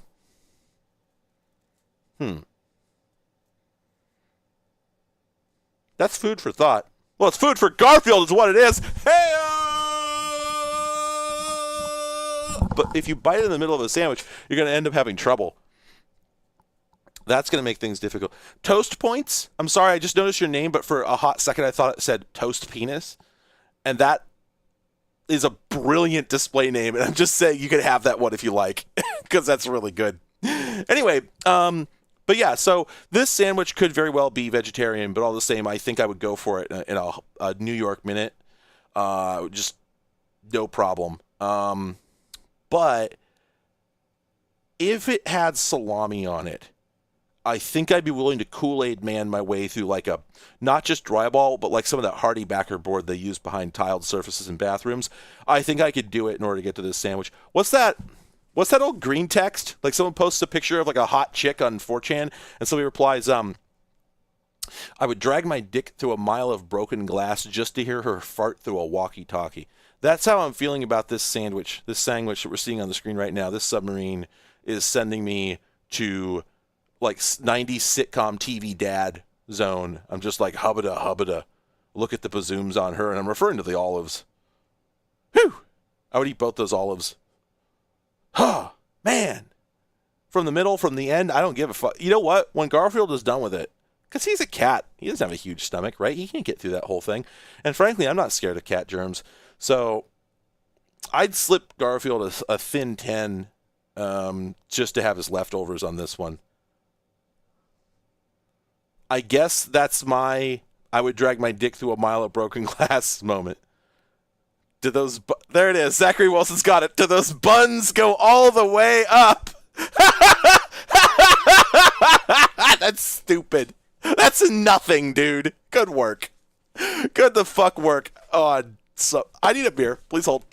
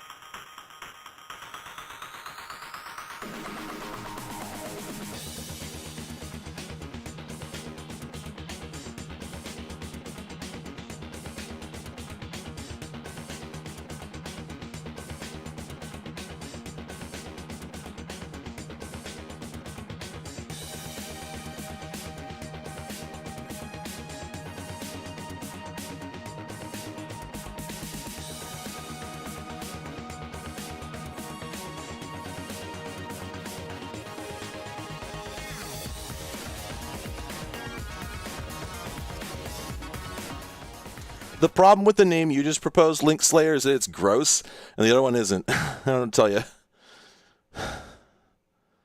Cats do love goop. God, you know, I'm always dealing with this. That cats are always like, I want to eat. And I'm like, no problem. You want food? And they're like, no, paste. I want paste.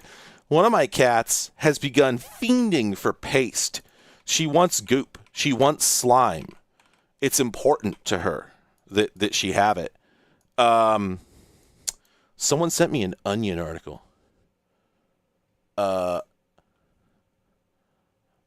Marijuana is here, but marijuana does bad things to me. Yeah, did you know that it's actually possible for marijuana to do harm? Like, not in like a physical sense, but in like a mental sense. Like well, maybe a physical sense. Like if I smoked weed enough times, I'd probably have a heart attack, I would guess.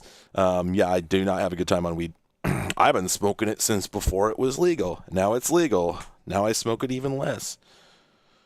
No, I've smoked weed like perhaps a dozen American times and never had a good time. No, that's not true. That's not true. I had a good time 3 times. So like one quarter of the time. And unfortunately, 1/4 is not a good enough return on investment. Seems to be for people who do hallucinogens, where it's like a 25% success rate at best. and the rest of the time you just have a horrifying fucking living nightmare. You know, I never understood the draw there.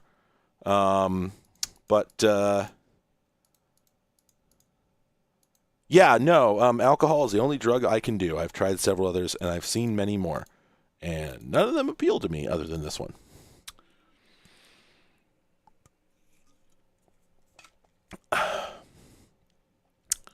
My cats don't smoke weed, they just like the tube. Is such a powerful sentence. My cats don't smoke... Does Garfield smoke weed? Let's just see if Google has an answer. Oh! Heavens! Oh, geez. All right. Let's, folks, I don't know if you knew this, but it turns out there's actually quite a bit of precedent for this. So I think it'd be best if we were to find out how deep this rabbit hole goes. So first off, here, this one. So, it's possibly... So first off, Garfield here is off model, right? I don't think we should get over that one. We should get over it, but we shouldn't ignore it. He's off model. His colors are all wrong. That's way too orange for Garf. But do we think he got the bong from John?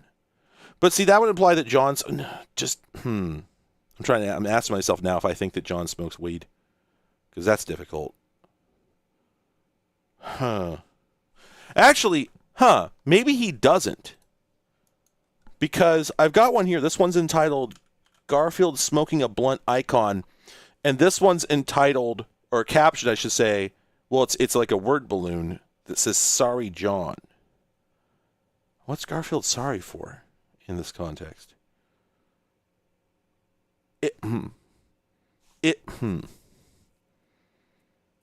Is he sorry because he took John's weed? Did he take some of his bud and roll up a dank-ass blunt? Maybe this was the last of John's weed. Now that I think about it, that's a common problem in stoner culture, that someone smoked the last of your weed. So maybe he's apologizing for smoking the last of the weed. Maybe he's apologizing for smoking up the joint. Does John Arbuckle live in a house or an apartment? Now that I think about it. Because a cat is more of an apartment kind of animal. Not that you can't have one in a house. Wait, no, I'm sorry. There's a dog in Garfield, too. Oh, my God. Holy shit. What's the name of the Garfield dog? Odie, that motherfucker. You can have a dog in an apartment, but it's less convenient. So I don't think it's as likely. Okay, and I found other pictures of Garfield seemingly coming out of a house. So I'm going to assume that, yeah, I think it is a house, right? Because other pictures of Garfield that I can find coming out of a house, it looks like he's in like your typical American Rambler sort of thing. The sort of house that we gave to soldiers when they came back from World War II as a consolation prize. Anyway,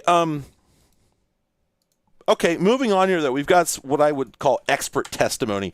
So this one's from weedmemes.com. So these are people, this is their job, all right? Like, this is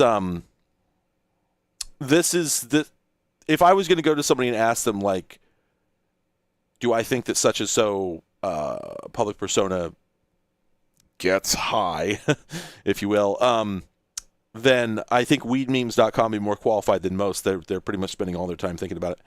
Now, here, Garfield is not only he's smoking the greenest blunt in the world. Boy, look how green the tip of that is.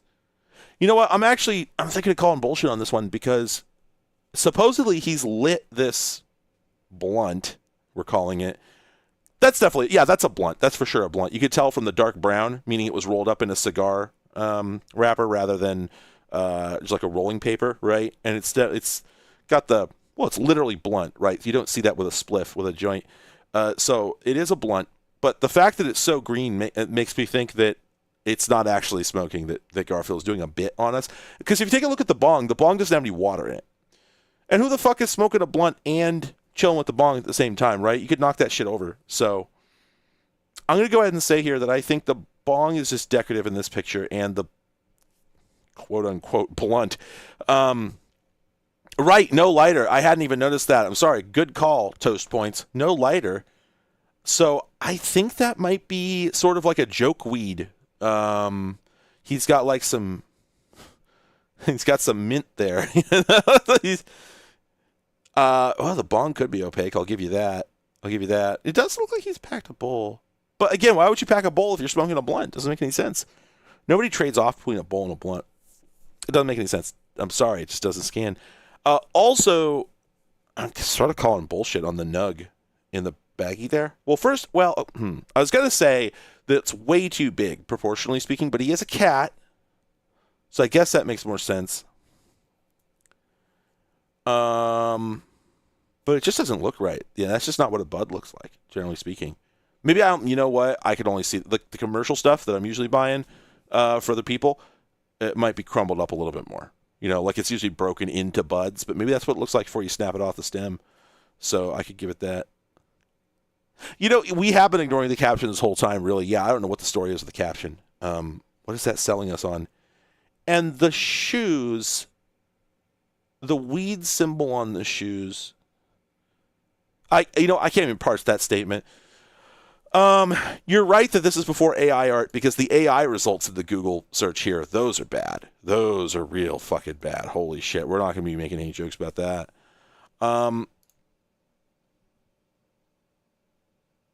Okay. There's some other takes going on here. So this one here proposes there may actually have been a Garfield strip about this. Well, no, because we can see from the byline there, that's not him. Oh, interesting. Sorry, this one I had up here, that's not canon. I think we could just go ahead and ignore that one. But this here is cropping up in some places that are making me think that people are reinterpreting this classic scenario. So I guess, yeah, maybe there was something different. We just assumed it was tobacco that John had packed in the pipe before Garfield took it. You know what's interesting, though, is that there aren't nearly as many results here as one would expect. Like, I'm starting to get some repetitions after only a couple of lines here. But this one's fresh. This is fresh. You know? Oh, Oh, interesting. Okay, then we get into some really sort of outsider art scenarios. So this is from a drawception.com. Never heard of that, but there's that. Again, this is not canon. I don't think. Oh, interesting. Hang on. There appears to be people are doing some like deep investigation of this because we've got. I'm sorry, Garfield used a low moral cigarette. Huh. Wow. Yeah. Okay. I'm not I don't have any insightful comments on whatever is going on here. Oh, this is good, though. Oh, ooh, okay. Now we're getting into sort of the classic shit because if you're talking about weed, you're talking about animated GIFs, right? Those just hand in hand. So this is really strong. This very strongly supports... Wait. Oh, okay. Whew. Sorry, I had a moment. I had a moment where I thought that maybe there was canon Garfield smorking because I found this. This appears to be official. But then, yeah, just it turns out to be a joke about weight gain, which is sort of hard to recognize in a cat. You rarely see cats like properly overweight, right? They carry it quite well, generally speaking. Okay, and hang on, let's move it on here. We got some more sort of classic shit here. This is from Newgrounds, which is taking us back to before, right? And this one was uploaded by Is Not a Guy. So we have, again, call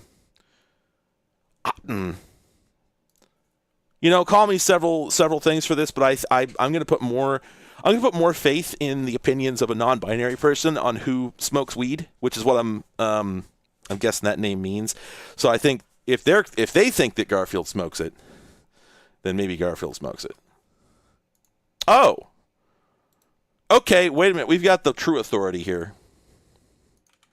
Okay, so this one is from ifunny.com, which is where we find all the information, all the true data on the internet. And it seems that Garfield has always been smoking weed, according to this one.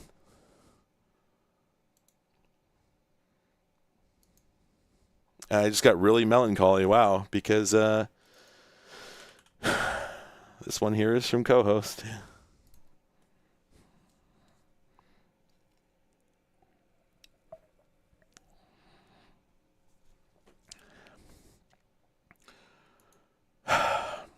Rip to a real one. Oh shit, what am I saying? Rip to a real one. I'm on the wrong fucking picture for that. Yeah, baby. Wait. No, you gotta load it. No, browser, don't fuck this up. You're fucking this up. No, you have to load it. You must. No, we need this picture. There it is. There it is. All right. Sorry, we were having a moment.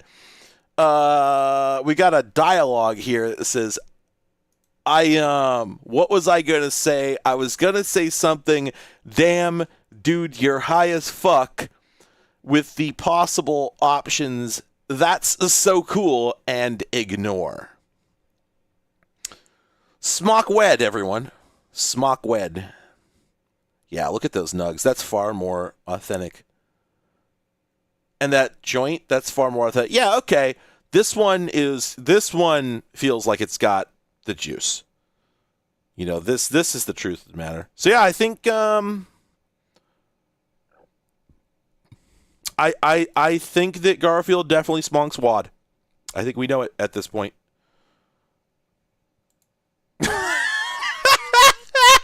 Hang on. There we go. Now I should just leave this in the corner of my fucking stream. Let's just get that tuned up. Duke Nukem voice. So what if I like cutting glass, smoking grass, and eating ass? I'm still a Christian. Let's just put that over there. There we go. Let's give that a little bit of a pad. CSS padding. Sorry, margin 1M. There we go. We'll give him a little place of honor over there in the corner of the fucking... Yeah, there we go. All right. Well, we put that one to fucking bed. That's what we did. The same way Garfield is going to go to fucking bed after he smokes too much weed. Marijuana. Do you think Homer Simpson can get high from smoking from inhaling the smoke of the marijuana plant? I think he could get high quite easily. In my opinion. Are there any games on the Amiga? Do they have any games, though? Yeah, Desert Strike for Electronic Arts, a game I could play on like 7 other platforms. That's some. I just want a curated collection of games. I'm going to pay somebody. I'm going to go to Fiverr. Can you pay people more than $5 on Fiverr? I'm going to go find somebody who doesn't have anything better to do. I'm going to pay him like $200-$300 just to go through... That's unfair. It's got to be at least $500. To go through the entire Amiga collection and find me every game that's an exclusive and then delete all the others. Just get rid of them. I don't even want them. God! There's so many ports. What was that ancient penny arcade joke? It's shove the Department of Homeland Security at this E3 to look at all these ports. It was like 2002. Oh, I'm sorry. People are responding to me. People are responding to me seriously. You may not. Do you know about Marijuana Simpson? You know, I don't even know that I could recommend. Marijuana Simpson is quite problematic.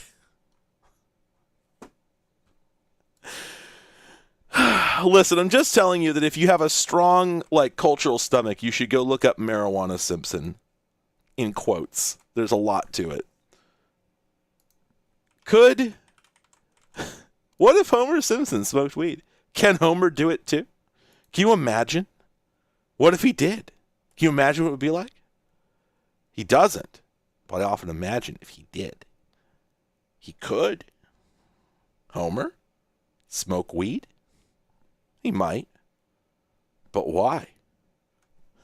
Why not? It could happen. I'm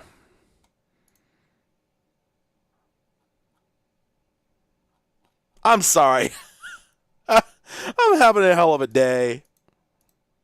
I'm having a rough one. Do video games exist? Are they real? 8-bit Nintendo games.science. I'm sorry, I don't feel the least bit uncomfortable sharing marijuana, Simpson. If your stomach's not that strong, you should go get some fucking Tums. My drink of choice, I've been through 6 beers. I didn't even look at the labels.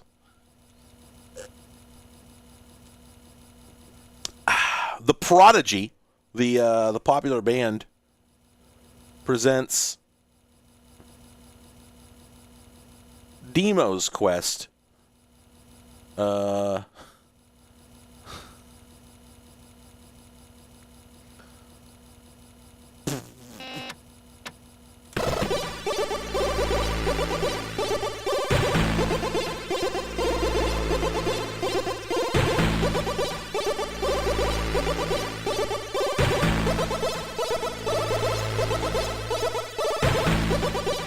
This is not that much of a bop, I'm sorry. Like, it's like a build-up, but with no orgasm. Like,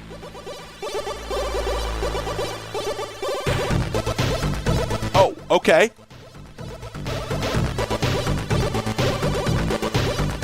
I was wrong.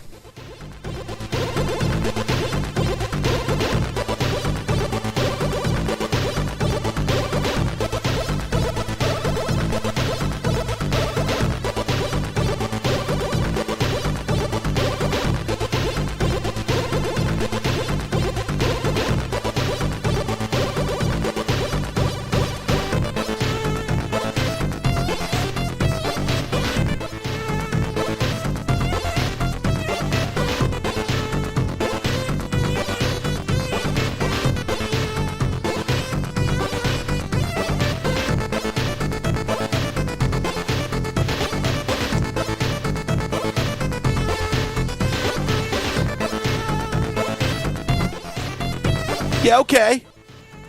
I'll take it.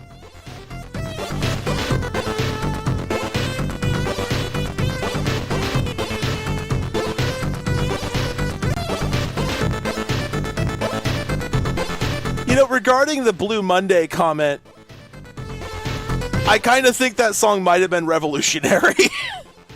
Probably a lot of people listened to that and were like, what the fuck is going on?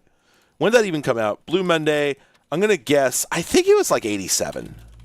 But it could be as early as like 85. Holy fuck, 83! Get out! Okay, yeah, no. Blue Monday probably caused a lot of people's heads to, like, just... Like, a dotted line was drawn just below the crown, and then the entire top of the skull popped off. Like the titular motorcycle skull cap, and the brain came out and left.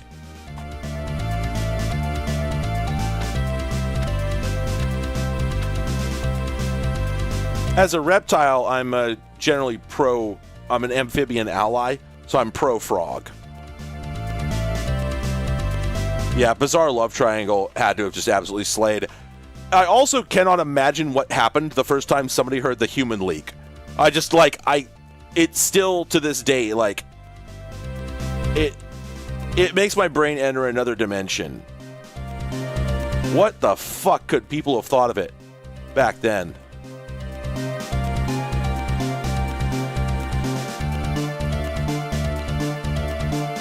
Let's see, Don't You Want Me?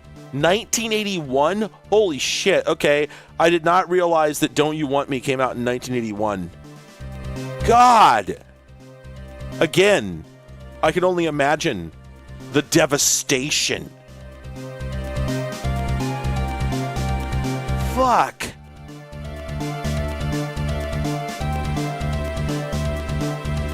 You know, I have no idea who the lead singer of the Human League was.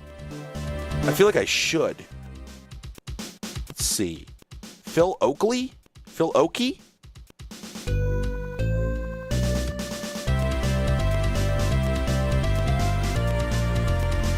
That looks right? Yeah, okay. Yeah, not... I do know other songs by the Human League, but, like, just that particular song... Sorry, what was it? What Human League songs do I know? That one, Empire State Human, is so weird.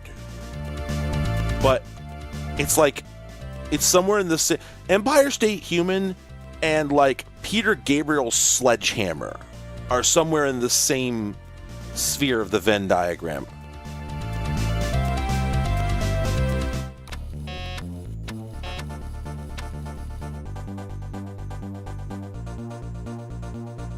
Are we doing Frog Race now?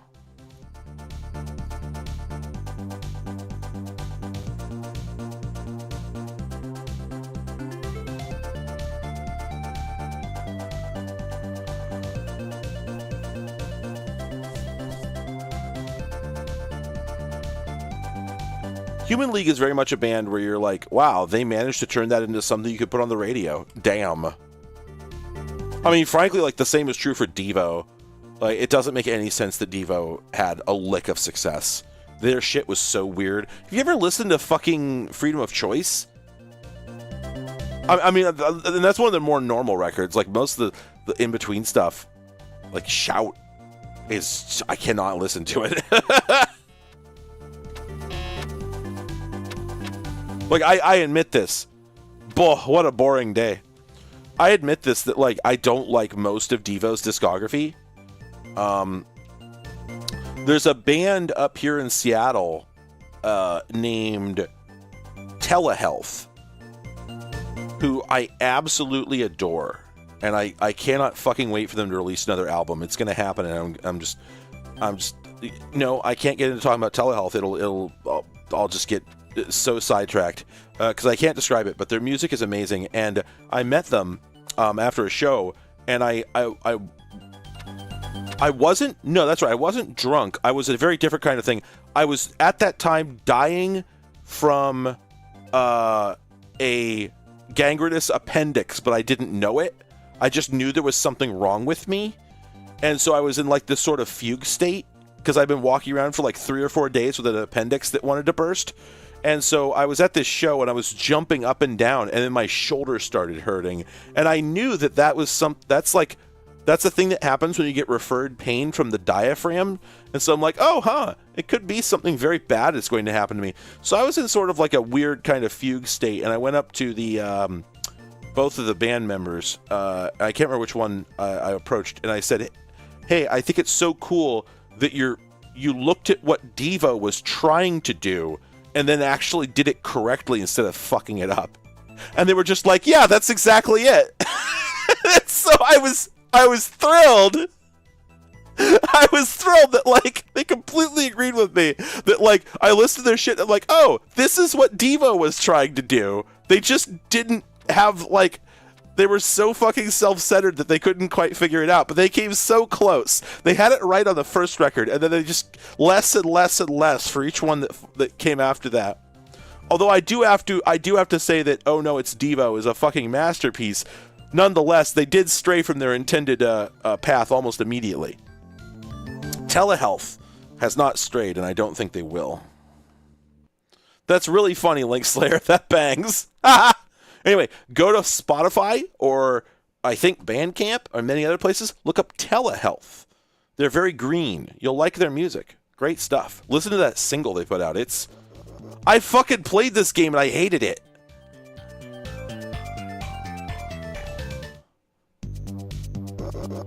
Yeah, so it's Chip's Challenge, but bad. Oh my god, I might be a bit too drunk to bother with this shit. I have no patience at this moment. I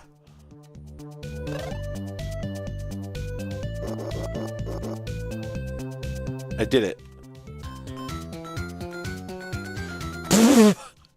Shit's Challenge is the stupidest fucking joke I've ever seen. Good work. Oh man. Yeah.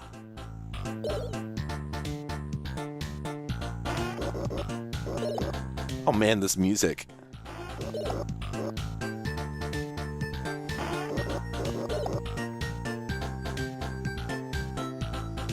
You know what this is fucking reminding me of? Oh, man. I'm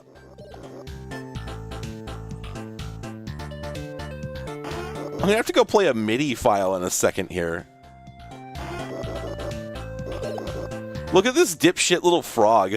This guy's walking animation is a perfect forum avatar.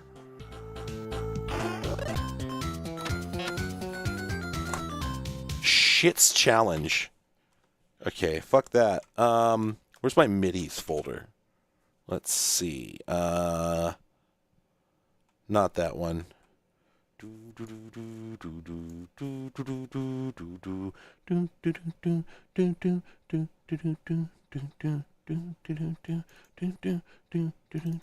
Here we go. It's in this folder here. No, it's not in this folder. God damn it. Well, I thought I had a file to play for you, but it appears that I don't. Ah, fuck.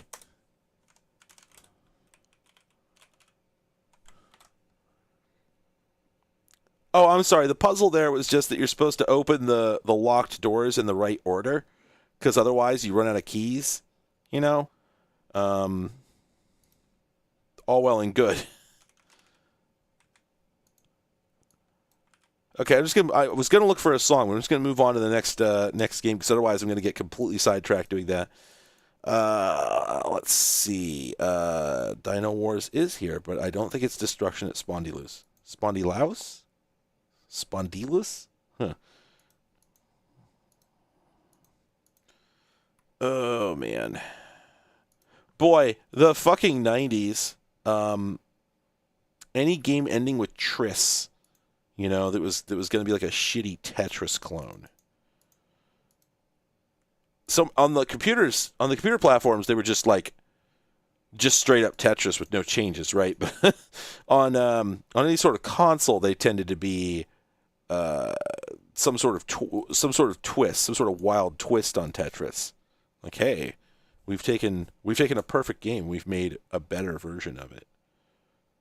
As if you can do that.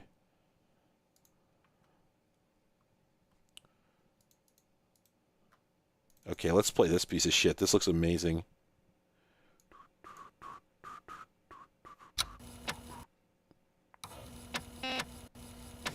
I too love it when a key opens a door of a matching color.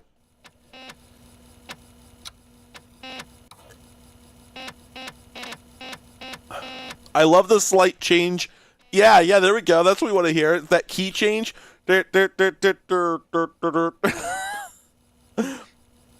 Prestige Post-Restant 82275 Emmering, Germany.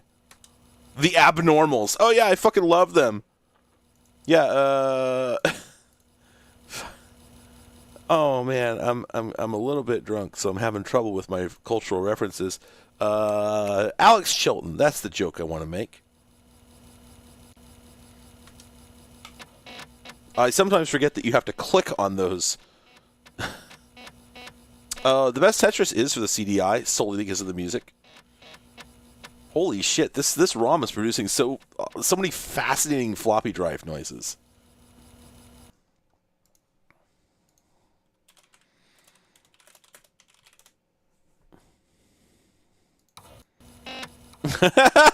What do you think it was doing? You know, it was like taking a nap?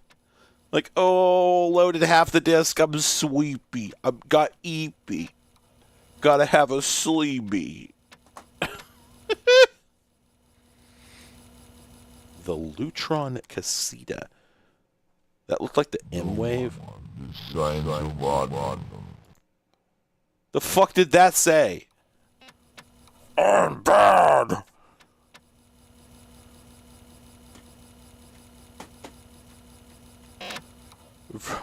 Wow, I'm really loving this logo. This is great.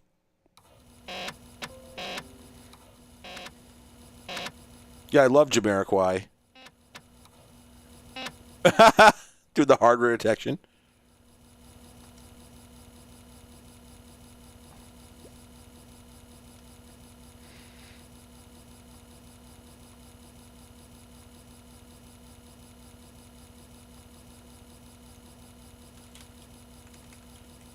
Oh! Minimum 1 meg RAM. Okay. All right. You know, that's fair.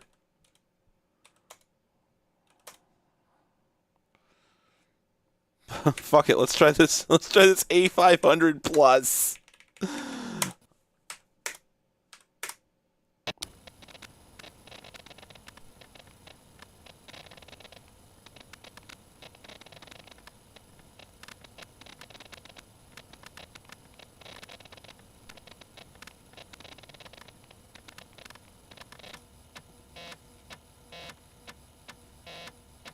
Oh my god, did this load 4 different disks at once?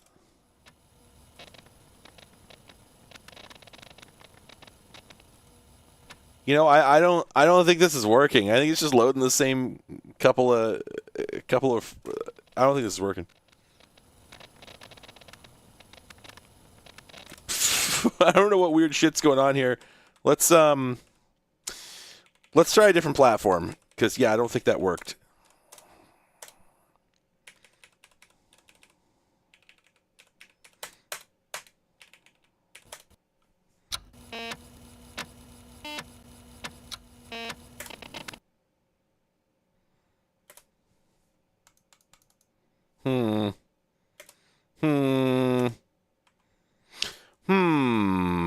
It's not working.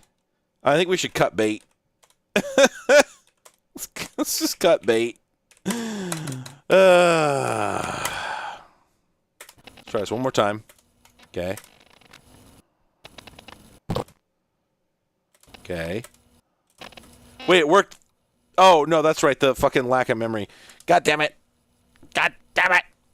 Can you put a mega memory in this type of computer? I don't know. Well? Fuck it, I guess? Let's try that.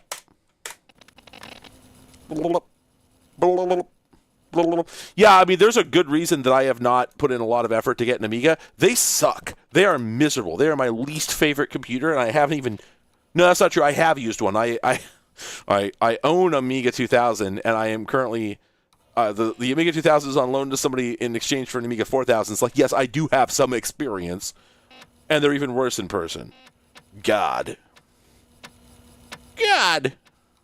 Really? Fucking A.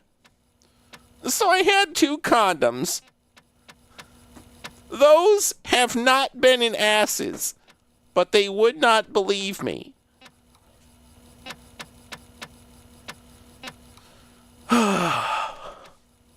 I swear to fucking God, like, I don't even have anything to apologize for here. I'm sorry. I don't know what to tell you. I don't care if I get fucking canceled. The Amiga sucks. The Amiga is a dog shit platform. Every single game for the Amiga that is any good at all got ported to every other platform and is better on every other platform, with the exception of the Atari ST. Most of the games on Amiga that are worth playing are on the Genesis. Some of them are on the SNES, and some are on the PC, and the PC versions are always the best version, and none of them are any good.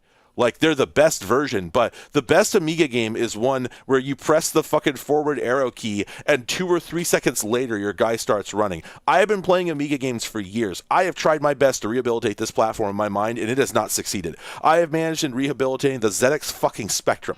I adore the Tandy Coco. I even have some love for the Commodore 64, but the Amiga has no good games that are not on another platform. Sorry, I don't know what to tell you. If you had a PC in 1990, you were set to fucking jet, because you got all the same stuff, but better. 90% effecto. Was that Polish? Oh, that's... Or... Polish? Oh, yeah, baby, let's hear that! There's that fucking Peter Gabriel shit!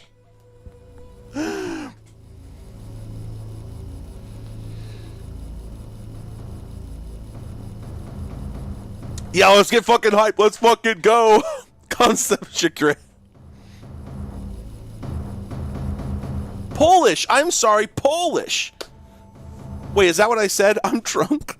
I'm sorry, I don't remember what I said. I want a bagel.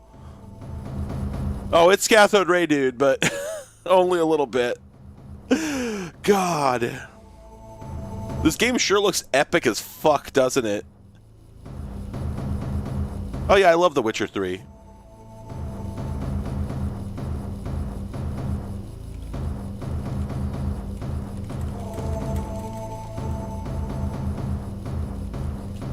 Oh man, please make me a bagel. I want a bagel.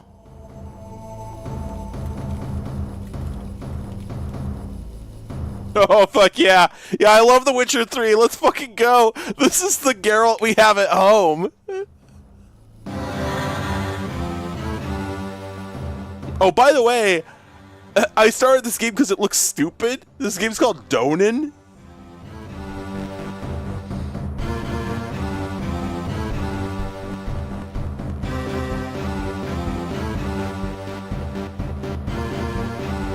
Yeah, baby!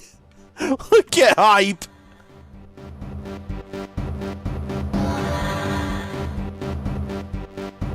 This shit's metal. WorldSoft, 0%. Yeah, great. Even the people who made it couldn't... Oh. Brutality. Oh, do I want tack? Knee? Do I want tack or knee? Do I want scroll Wolney?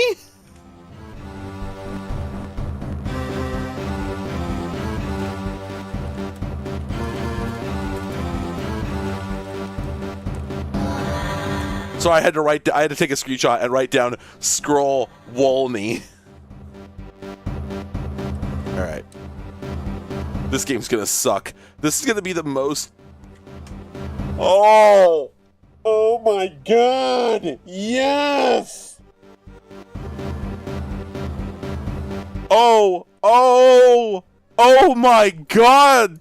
Oh my good lord! Oh, they're so slippery! They're so fucking shiny! Slam lamb chop! Beef hard chest. Yeah, look at the little tiny hand. Down, look at their little tiny hands. Holy shit!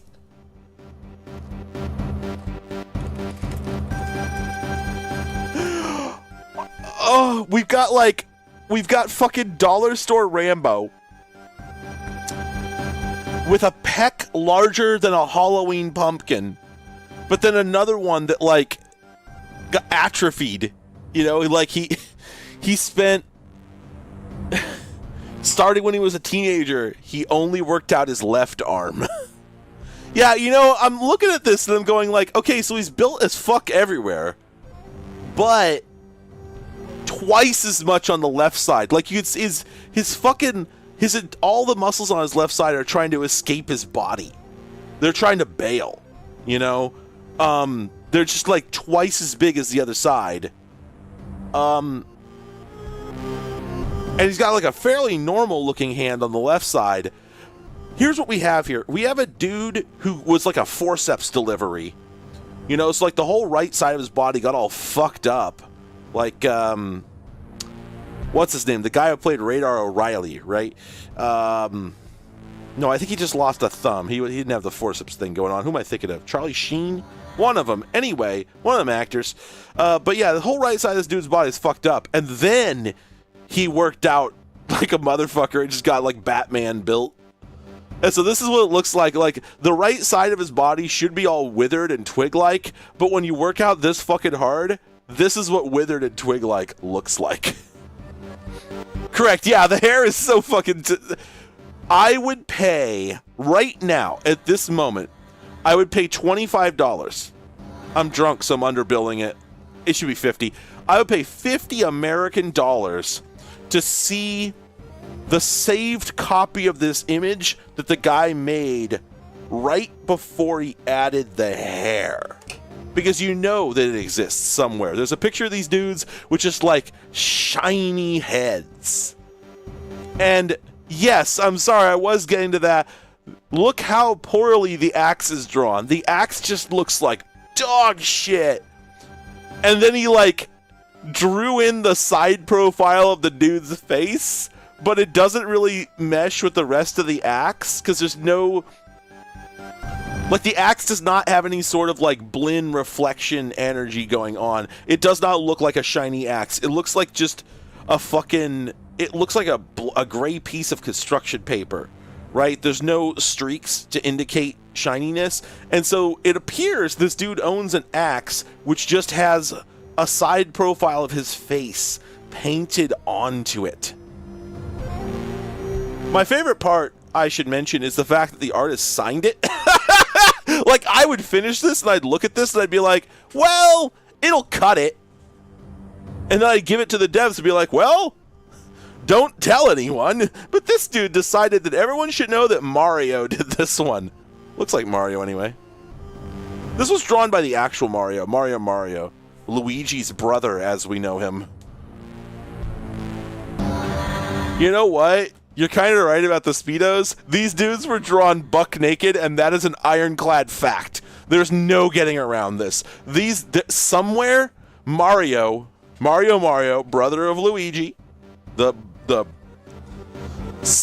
guy who sits second chair, has a version of this image in like Amiga format, like .dib or something, where these dudes are buck naked, and they've just got hogs for days. We're talking Python City. We're talking maximum dingus. These dudes are hanging brain. These dudes are absolutely making a statement about the male form in this fucking .tiff, this .tga, this fucking Amiga binary frame buffer dump that this dude has saved on his hard drive that he has not looked at since 1990. These dudes are there representing the ideal form of the male body to about 3 inches before the head, because it just cuts off at the bottom of the picture. Man. Whew. Man, how tall do you think the original image was before they cropped it? Do you think there was another 6 to 8% of vertical height past the bottom border there? You see, my theory is that these guys, in the original image, these guys' heads were at the top of the screen, and then the developers pasted them in to this screenshot that they stole out of Loom from LucasArts and just drug them down a bit. I think there was more to the bottom of this image. You know, can we also... and I'm also just noticing how, like, the fellow on the right, his, the, like, leather strap at the top of his boxer briefs just sort of transmogrifies into the bottom of the axe. So again, I think this was a hasty job. I think that when these guys were sent to the developers, there were no secrets. I don't think there were any mysteries about what was going on with these men in any department. He's combining the styles of Ken's Labyrinth with Maplethorpe. Fuck! I need a beer.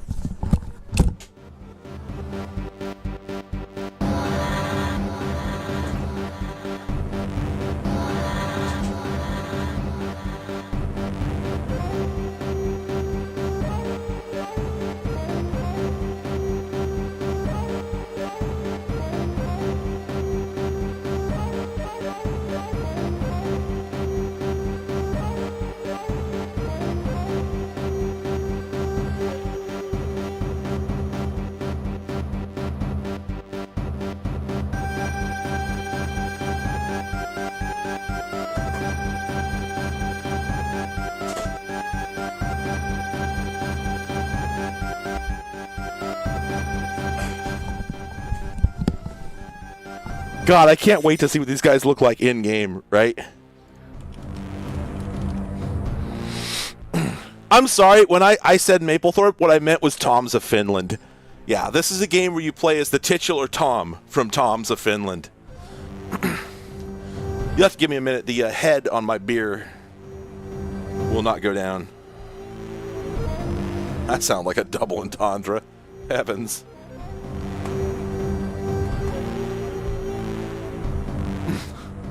Tom Luigi Finland. Alright, we're going to pick Rambo here. We Oz disc, baby. We Oz disc. Good luck, Steven. Please ask the Lord for forgiveness and let me know what he says.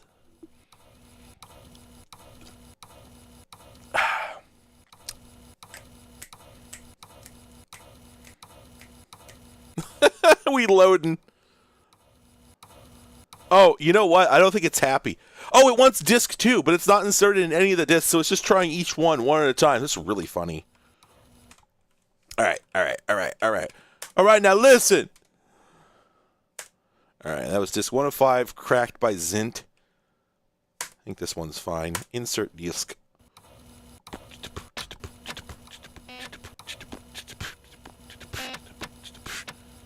Listen, you can be gay in any nation. Whoa. Kitty Flux is on the Hidsy!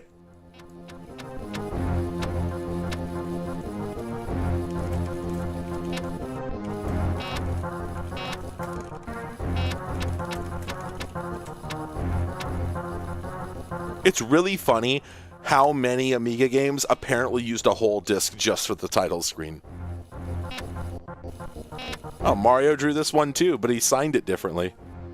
Keedsy Pluxes, as they say. Dun dun dun dun dun dun dun dun dun dun dun dun dun dun dun dun. Oh, I thought we were doing the. Oh, I'm sorry. Is there a poll here? I'm sorry for butchering your language. It's not meant to be disrespectful.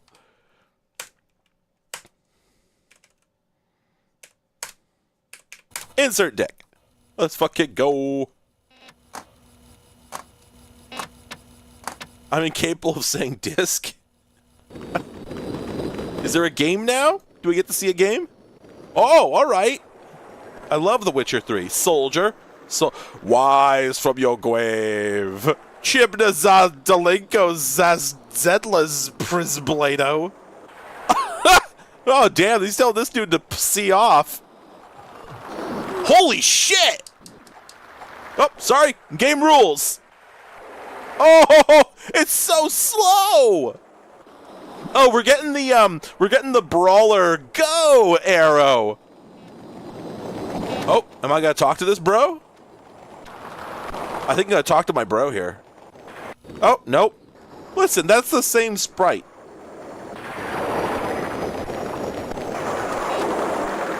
Holy shit, you walk 3 feet and that's the load from disc. No sound effects, baby. Just environmental audio. What? Why is there a... There's like a...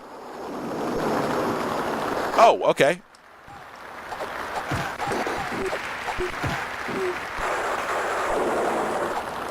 So this is an attempt to take like a double dragon brawler and convert it into something that works on the Amiga. And, like, the Amiga does not want to be doing this, so it's really struggling.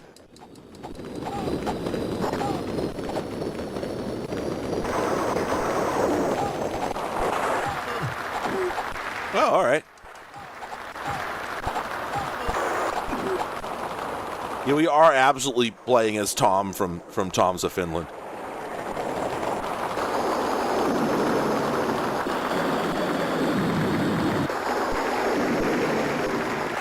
All right, have a good night, Steven.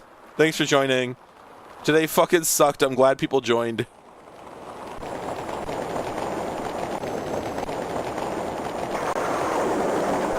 The fucking, like, constant pitch changes from the environmental sound effects are really something.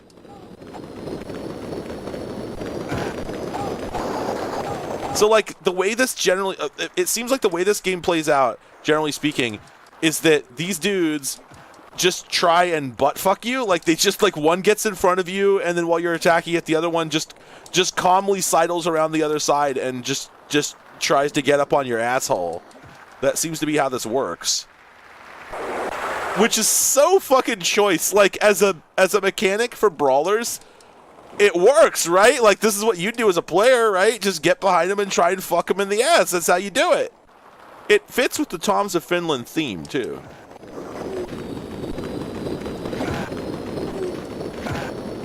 I I gotta say, like, this game, like, it looks like shit, but the attacks are meaty, you know? Much like our protagonist, the attacks have a lot of, like, weight and heft. Although, am I hitting these guys for any damage? Oh, okay, a little bit.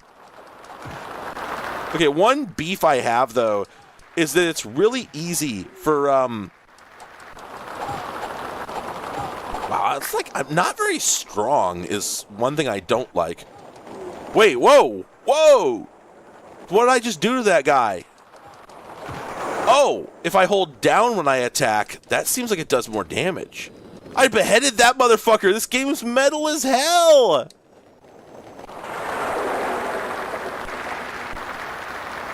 Yeah, there's some Golden Axe energy going on here. What game are we playing? I don't remember. This is called Doman. It's like the word Roman, but with a D instead of an R. Doman.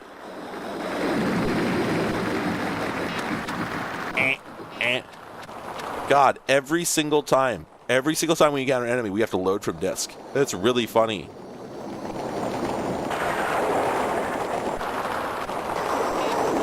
I sort of love this game because, like, my usual praise for a game is that it's ambitious. I think I love this one because it isn't. I think I love that this game is not trying to do anything more than it's capable of. Although, the fucking changing pitches, just pitch shifting the background samples, that's really funny. What a hilarious fucking technique. Yeah, they immediately try and fuck you in the ass. Oh, I got wrecked. Wait, they're still just kind of whiffing it. All right. Donan is back in action. There doesn't seem to be much strategy to this game, if I'm perfectly honest. Cut this motherfucker's head off. That's how we do it. 1995. Get out of here. Really? This is from 1995. Descent was out. Doom 2 were out.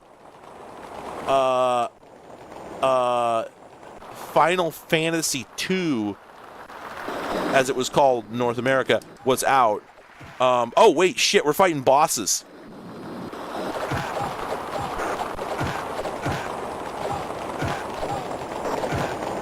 Wow, I don't actually know how I'm supposed to fight these guys.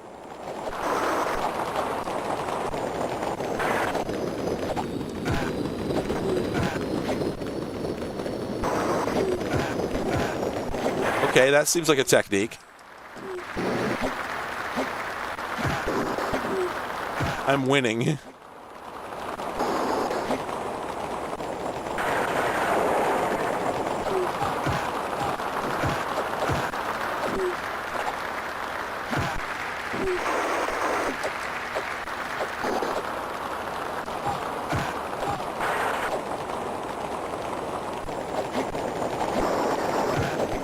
Boy, this is not a very good brawler. Killed his ass. Killed his ass. Let's fucking go. Franco, the Crazy Revenge. Man, the deluxe paint energy coming off this game could kill a medieval peasant. Christ almighty.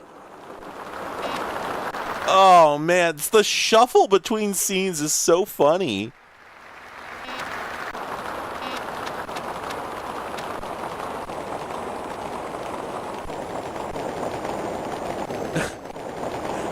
The pitch shifts. We have to fight Abram and Baaman and Al-Homan. Okay, I think we've seen this entire game. I think we can go ahead and rate it. Do I think this is better than Dino Wars Destruction of Spondylouse?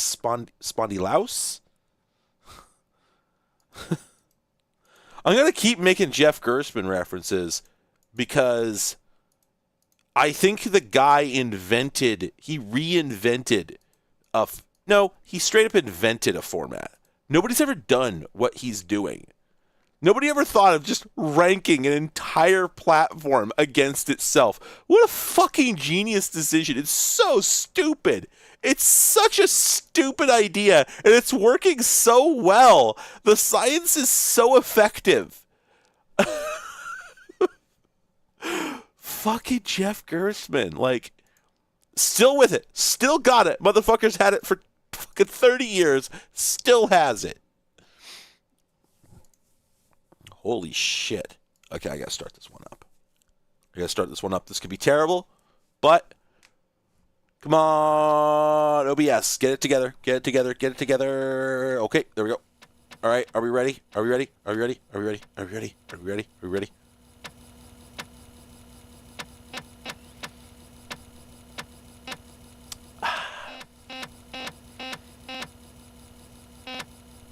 Oh, that's impossible to read! Eat the fruit before the monster get you. Avoid falling and rolling stones. Shoot the ball to kill the monsters. Freeman every 5,000 points. Press help for short help page.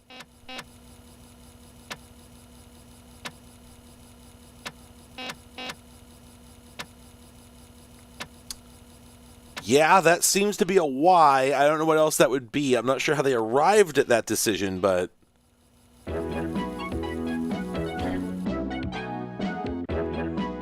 What? What?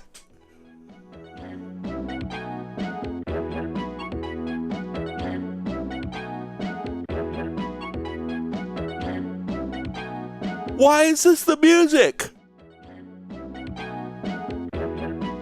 Why is this the music? What the fuck? Holy shit!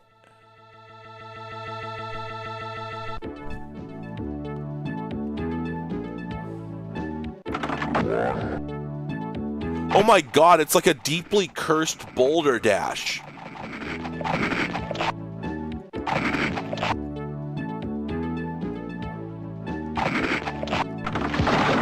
What the fuck? Dr. Fruit! You're now playing Dr. Fruit!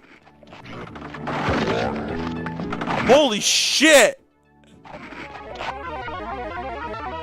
Oh my god! Level 2 is just called Bananarama. Immediately gets wrecked.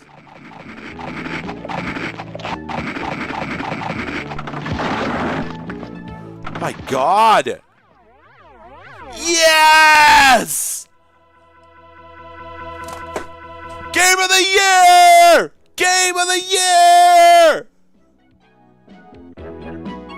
Holy fuck! Yes!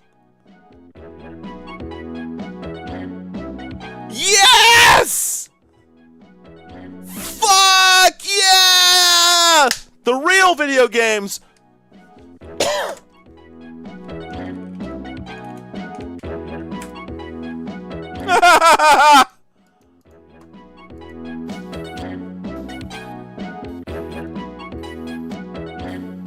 The game is now fucked. It crashed the machine. Yes, yes, yes, yes, yes, yes, yes, yes, yes, yes, yes, yes, yes, yes, yes, yes, yes, yes. This is what we want to say. Yeah! Dr. Fruit! It's the first good game I've ever seen for this platform. It wasn't copy protection. It was just trying to write the high fucking scores. Good Lord almighty. The real video games. Holy shit. What the kids used to say, holy shnikes? Dr. Fruit! Dr. Fruit!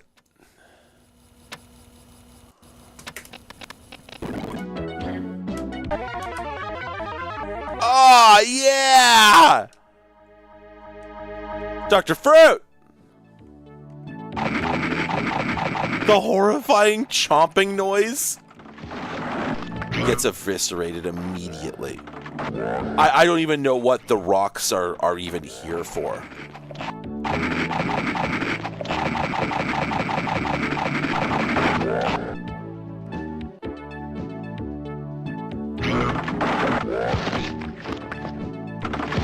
Fuck! Fuck! Fuck!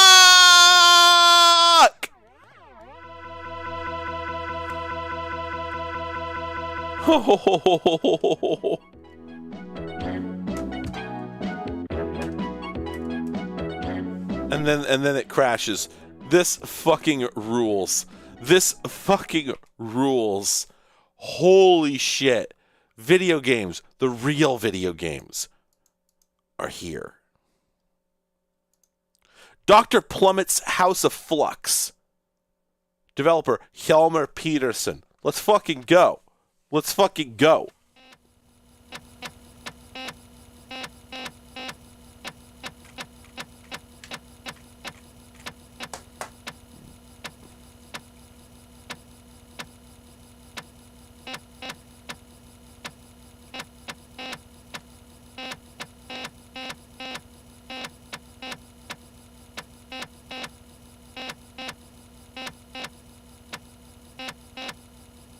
Extra memory detected and being put to use. Micro illusions.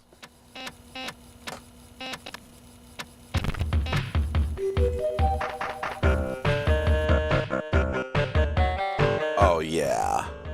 Oh hell yes. Please tell me that's the only name that's going to float across the screen. It's just Hjalmar Peterson. Ah. We're using the extra memory. We're using it for something.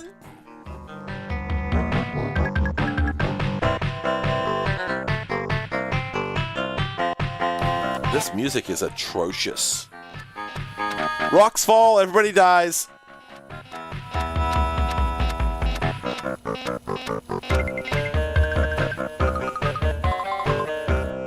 What the fuck? All play.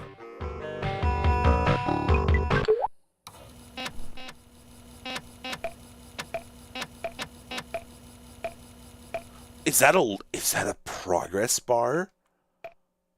What?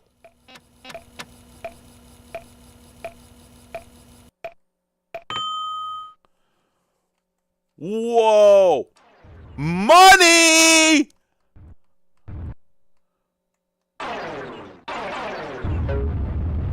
Fucking cash! Oh, we have to rescue a Mogus? Holy shit! What if Lunar Lander, except you're rescuing a Moguses?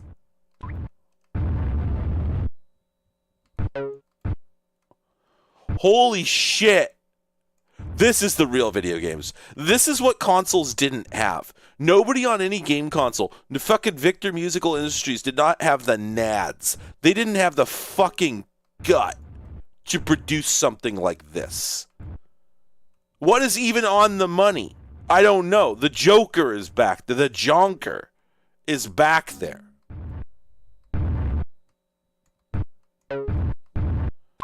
What happens if I touch the gold fucking bars? I don't even know. Oh, okay. I guess it's alright. I have 15 ships. God, this game is gonna get hard. Can barely fucking see anything. Oh, it is the $7 bill, isn't it? Fuck! This game rules! Okay, world loops. Alright, that's good.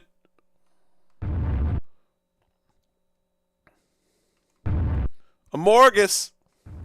Motherfucker looks like a claymation test animation. Holy shit.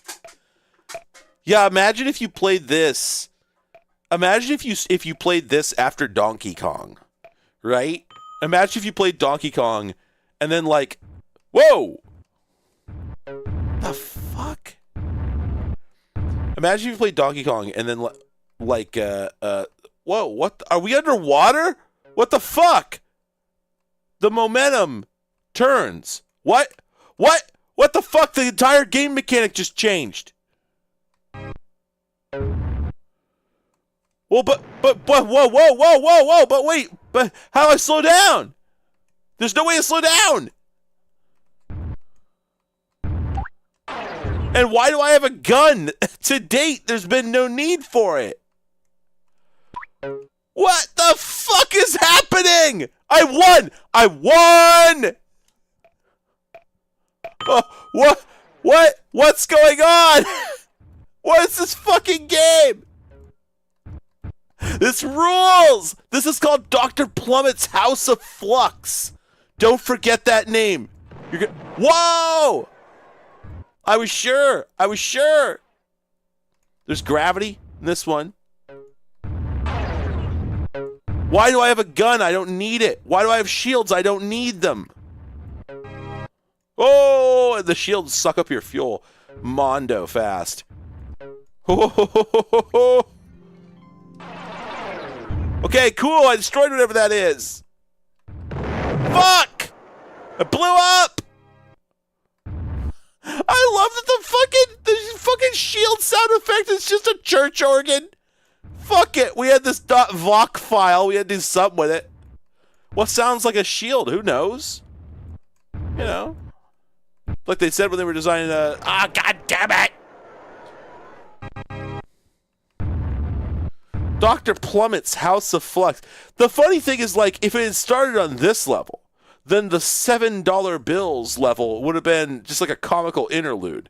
But because it started on the $7 bills level, we know that this, in a sense, is the comical interlude. We're making fun of asteroids right now. We're making fun of Lunar Lander right now.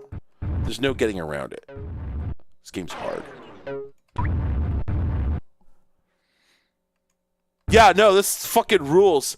Yeah, it really feels like back in the day when they were making this shit, they would just be like, well, we don't have anything that sounds anything like this. We have a floppy or a compact disc that contains 600 royalty-free sounds that probably were stolen.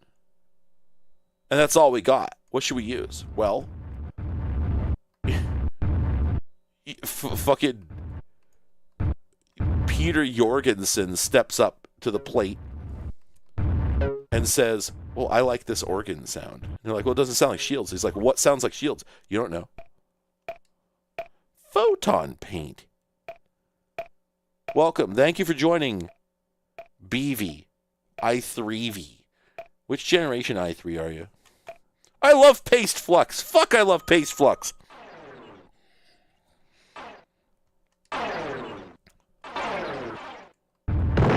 What? Did I just get fucked up by my own shit, or... Oh, nope, there's turrets. Okay.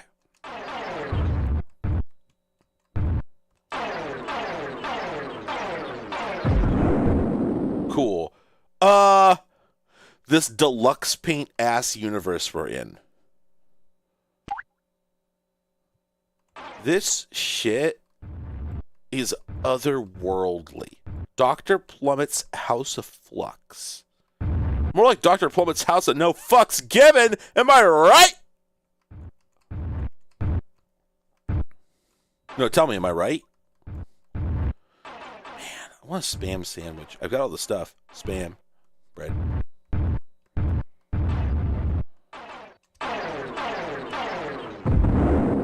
Oh, cool.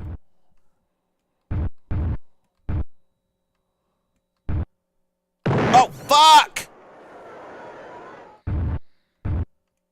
That's why there's 15 that's why you start with 15 ships. This game rules. Ah! Wait a minute. Hang on. No, that doesn't work. I was hoping the shield would protect me, but it does not. Fuck.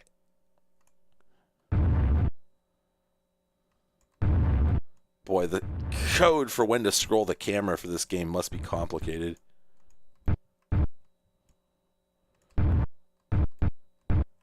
Y'all want a game that looks like this.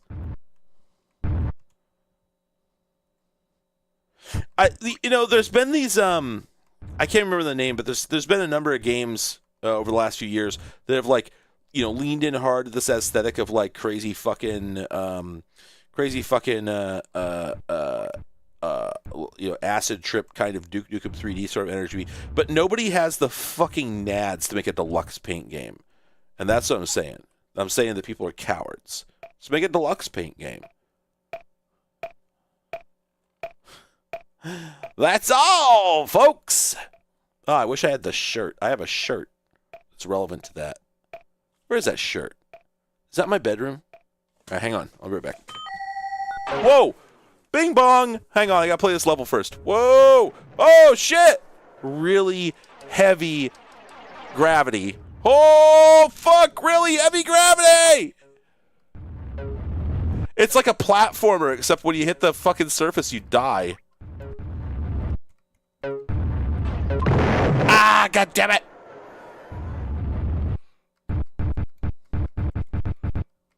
This game's hard! It's challenging. It's difficult. It's a real... I'm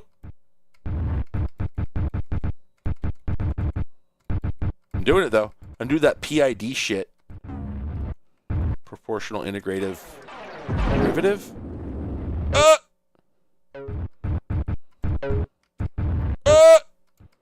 Stop fucking dunking, dude. I gotta pick your ass up.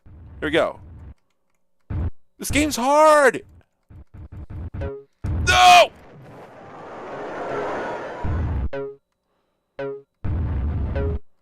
I don't have enough fuels. No!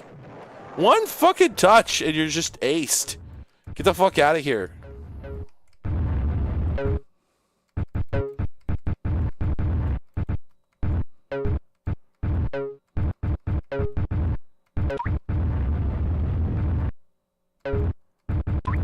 Oh, too much!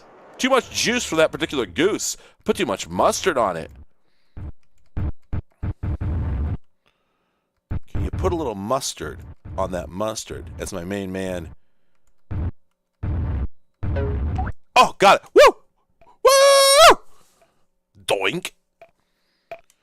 My main man, Dickie Valentine, once put it, from the famous band Electric Six. Professional drummer.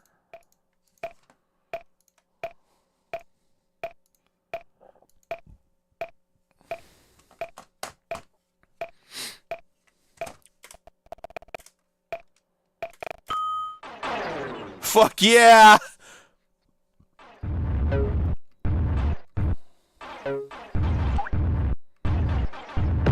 Damn it!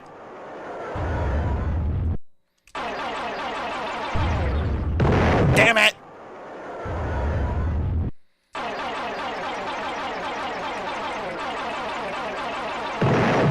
What?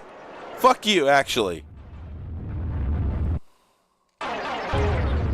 Fuck! No, this one's too hard for me. This one's too hard for me! In my current state.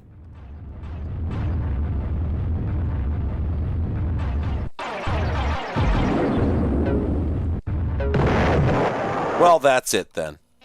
Bing bong. Gam.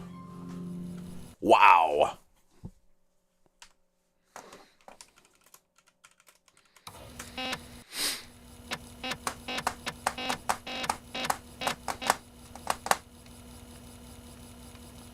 Shimacha. Alright. What a good video game. What a good fucking goddamn video game. It doesn't get much worse than that. Alright. I'm going to click favorite on that. Dr. Plummets' House of Flux. Fuck yeah. Oh, man.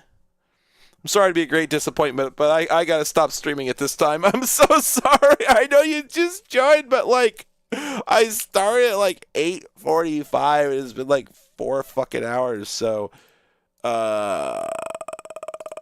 wait, hang on. We're gonna do one more game. We're gonna do one more game. But.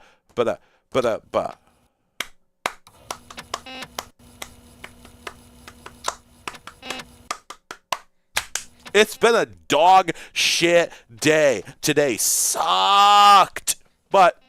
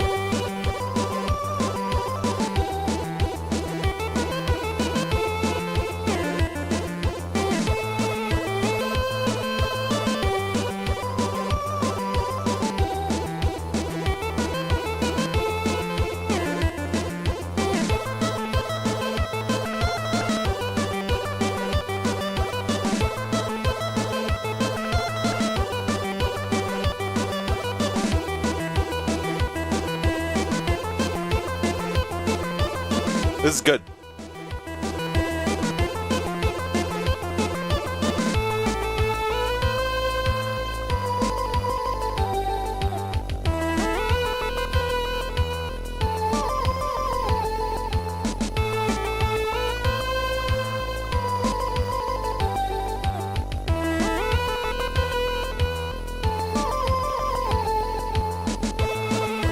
All right, we got the gist of it.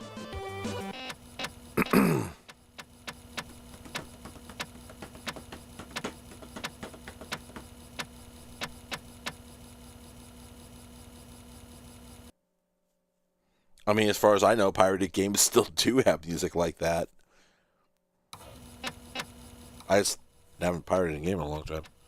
Last I tried was, you know, sometime in the 2010s. They still came with crack drum music.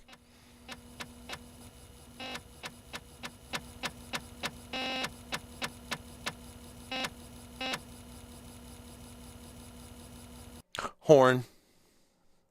Horn. World Software.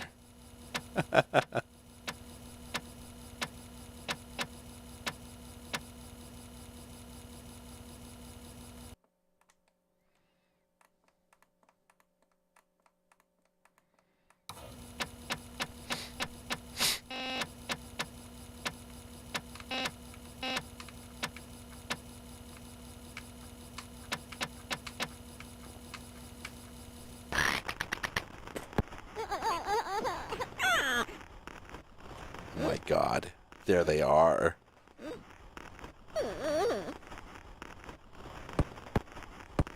Holy shit.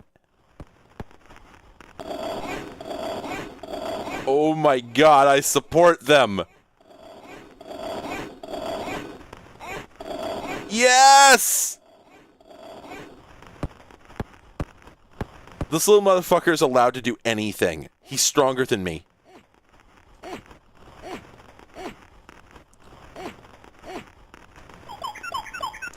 Yeah, same. I'm gonna go ahead and say that's a pride flag, because this motherfucker gay. I know, because I look like that, and I'm gay.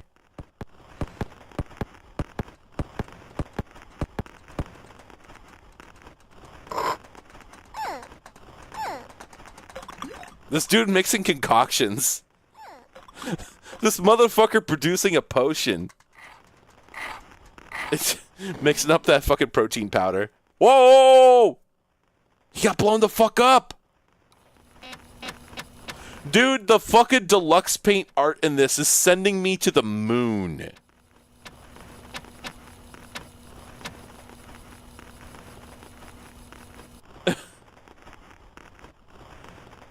Yeah, and then what?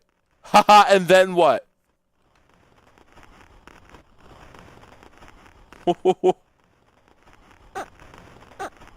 Oh, he's back.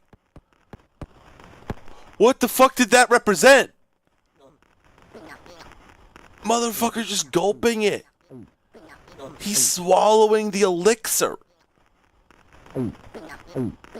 He's going gorillas on that brew. He, like my cat, is getting fucked up on that paste. This fucking rules! Wait, did he just hurl? Did I miss something? Did he hurl? I support this guy. He's making so many mistakes. He's just like me. Beavis and Butthead are in this game! It's fucking Polish! Let's go! Yeah! Lost in the fucking sauce, this fucking alligator is my friend! Yes! The hurl is couch-colored. Virtual brutality. Didn't we see this before? Oh, it's an ad for Doman!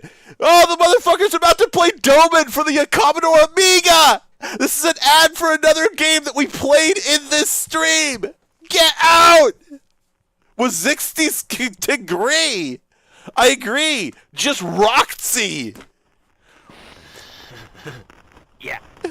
Is this the game? There's nothing on.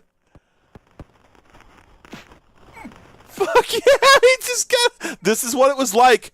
This is the 90s, baby. Motherfucker's too busy gaming to answer the door. It's the rollers? Draggy Ruttage. I don't know what any of that means. Krasno Mat Raz. This fucks impossibly hard. Oh, it's Fury of the Furries is happening here in this. Damn, look at that dragon! Motherfucker is pulling off some sort of fucked up skateboard lip trick.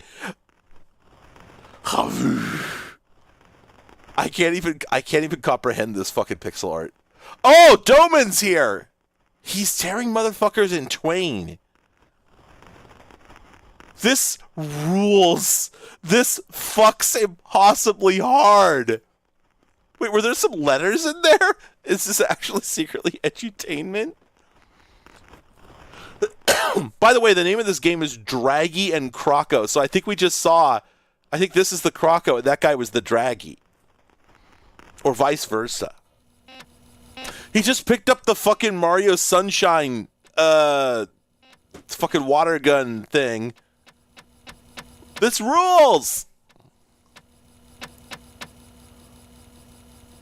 There's not a single game on Steam that has this much personality.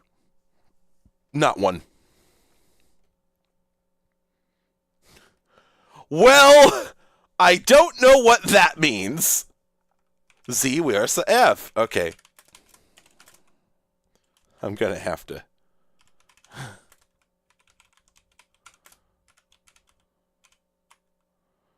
Oh god. Even typing this out is giving me trouble.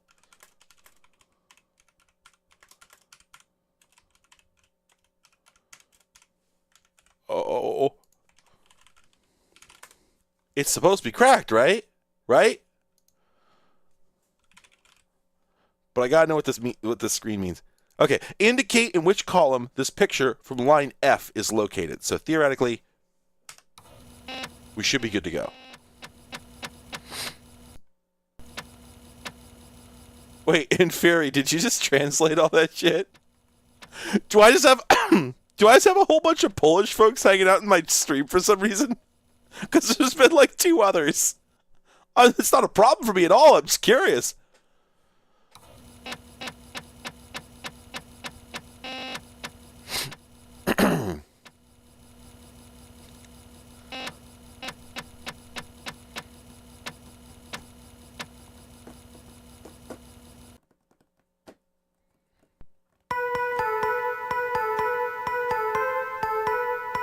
Do you think it's about to go hard?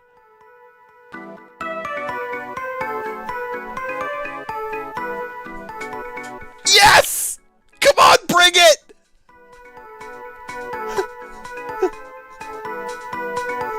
Come on! Yes!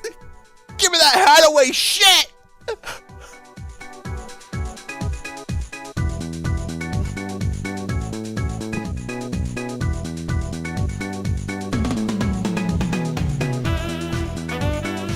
Yes!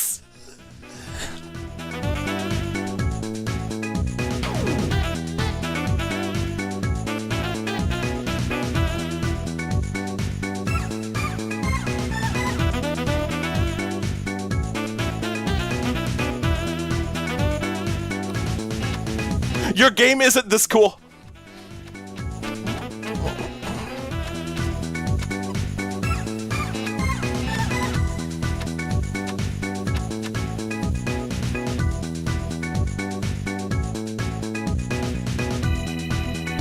Yeah!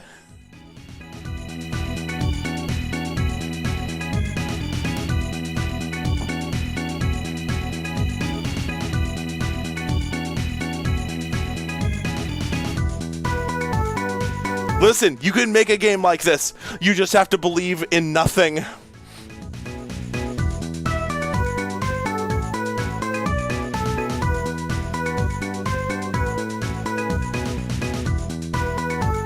This fucks. Make the music yourself. Make the art yourself. Write the story yourself. Don't fix any of the grammatical errors.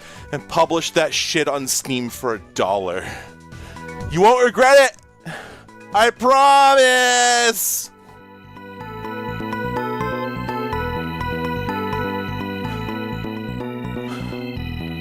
Listen, are they firefighters? It does sort of seem like they might be.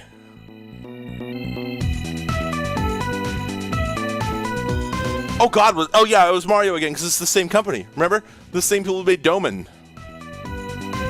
Dwatch Craxy. Aren't those the motherfuckers that animated The Simpsons for the first 3 seasons? They do have Flood. Okay, this absolutely fucks Let's Play the video game. If I can figure out how.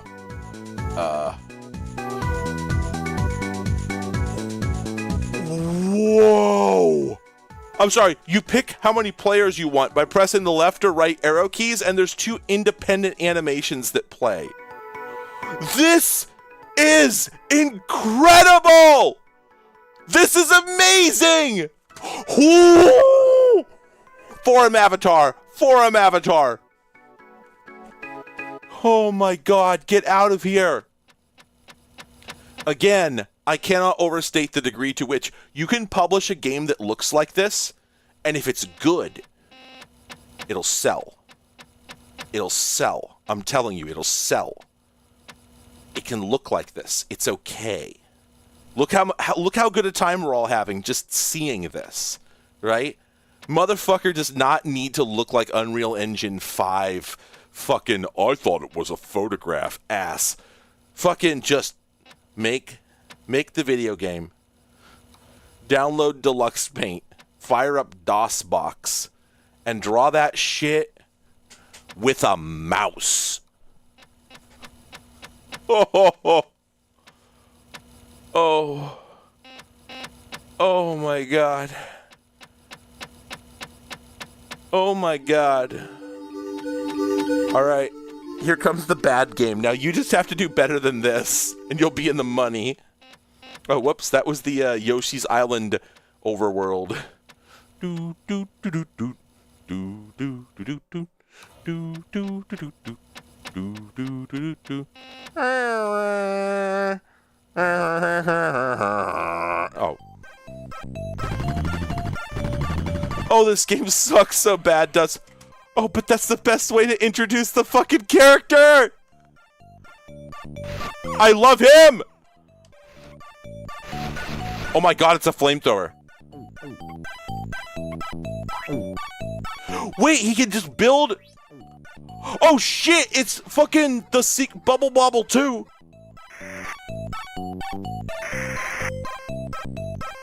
Wait a minute. Whoa, wait. Oh! He can do fire or ice. Like the video game Fire and Ice.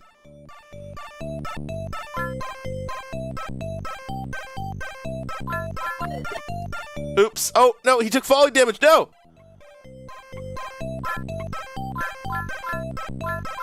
I assumed that 30 would give me more time, but it did not.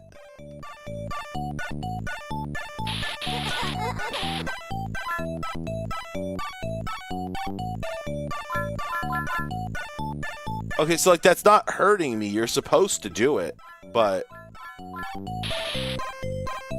yeah, because like there's no jump. Oh, right, but you can do that.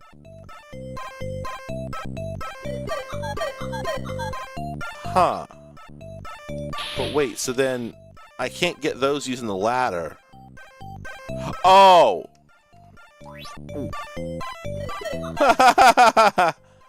Oh, this game's kind of awkward.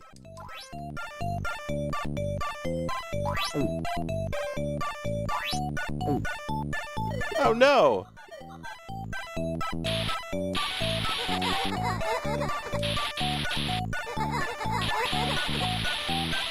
I thought I could kill his ass, but I guess not.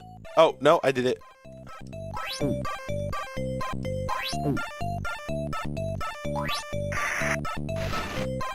We gotta get the Ropa or the Hoda. Oops.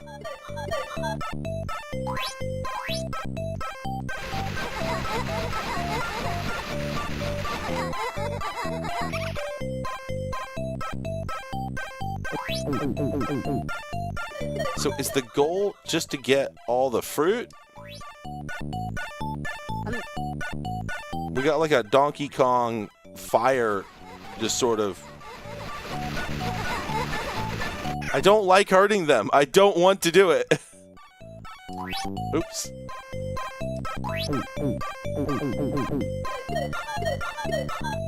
Okay. Is that it? Do I bail now? We got a 1 coin over here. Okay. Okay, so I'm not good? Alright. Is killing the goal?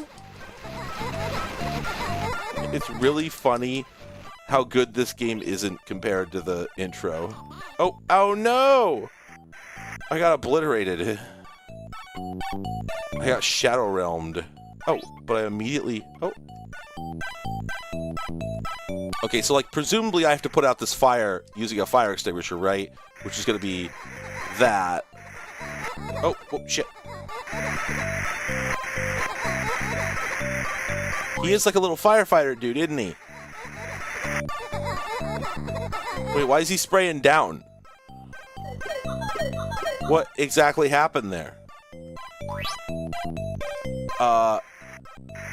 Oh, I guess, did he like run out of the stuff, I guess?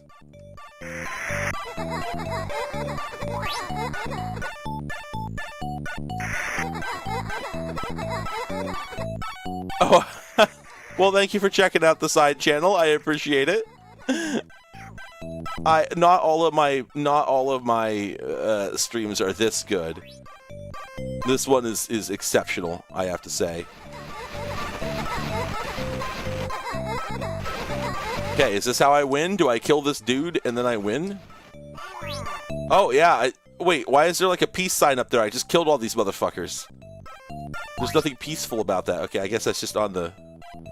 I guess that's how they're representing peace has been achieved through superior firepower. Oh, there we go. We take it off.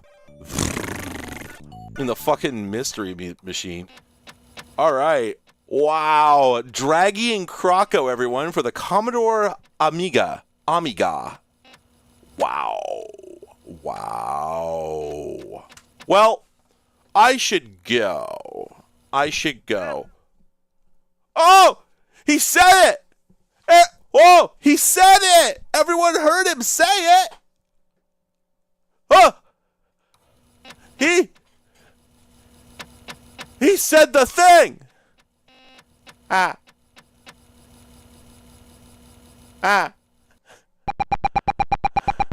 Garacas.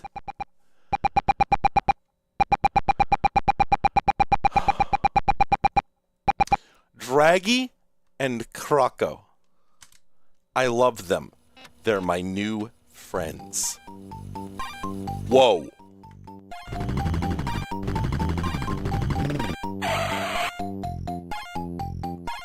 Is this music about to go?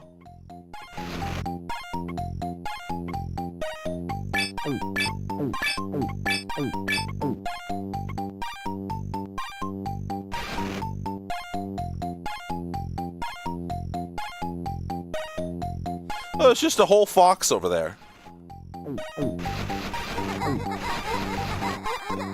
This is very much one of those games where you have to hurt a bunch of innocent animals, and you don't want to.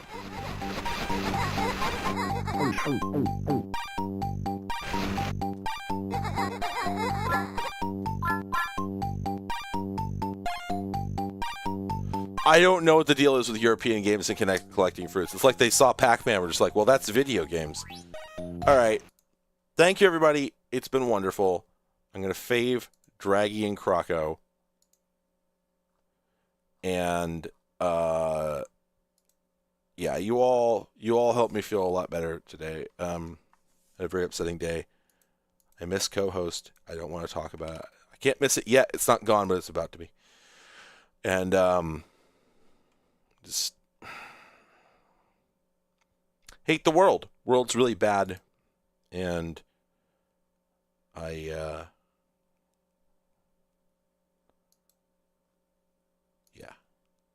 Whatever. Thank you, everybody, for coming. Really appreciate it. I'm going to finish this beer that you can't see. And y'all have a good night. Bingo.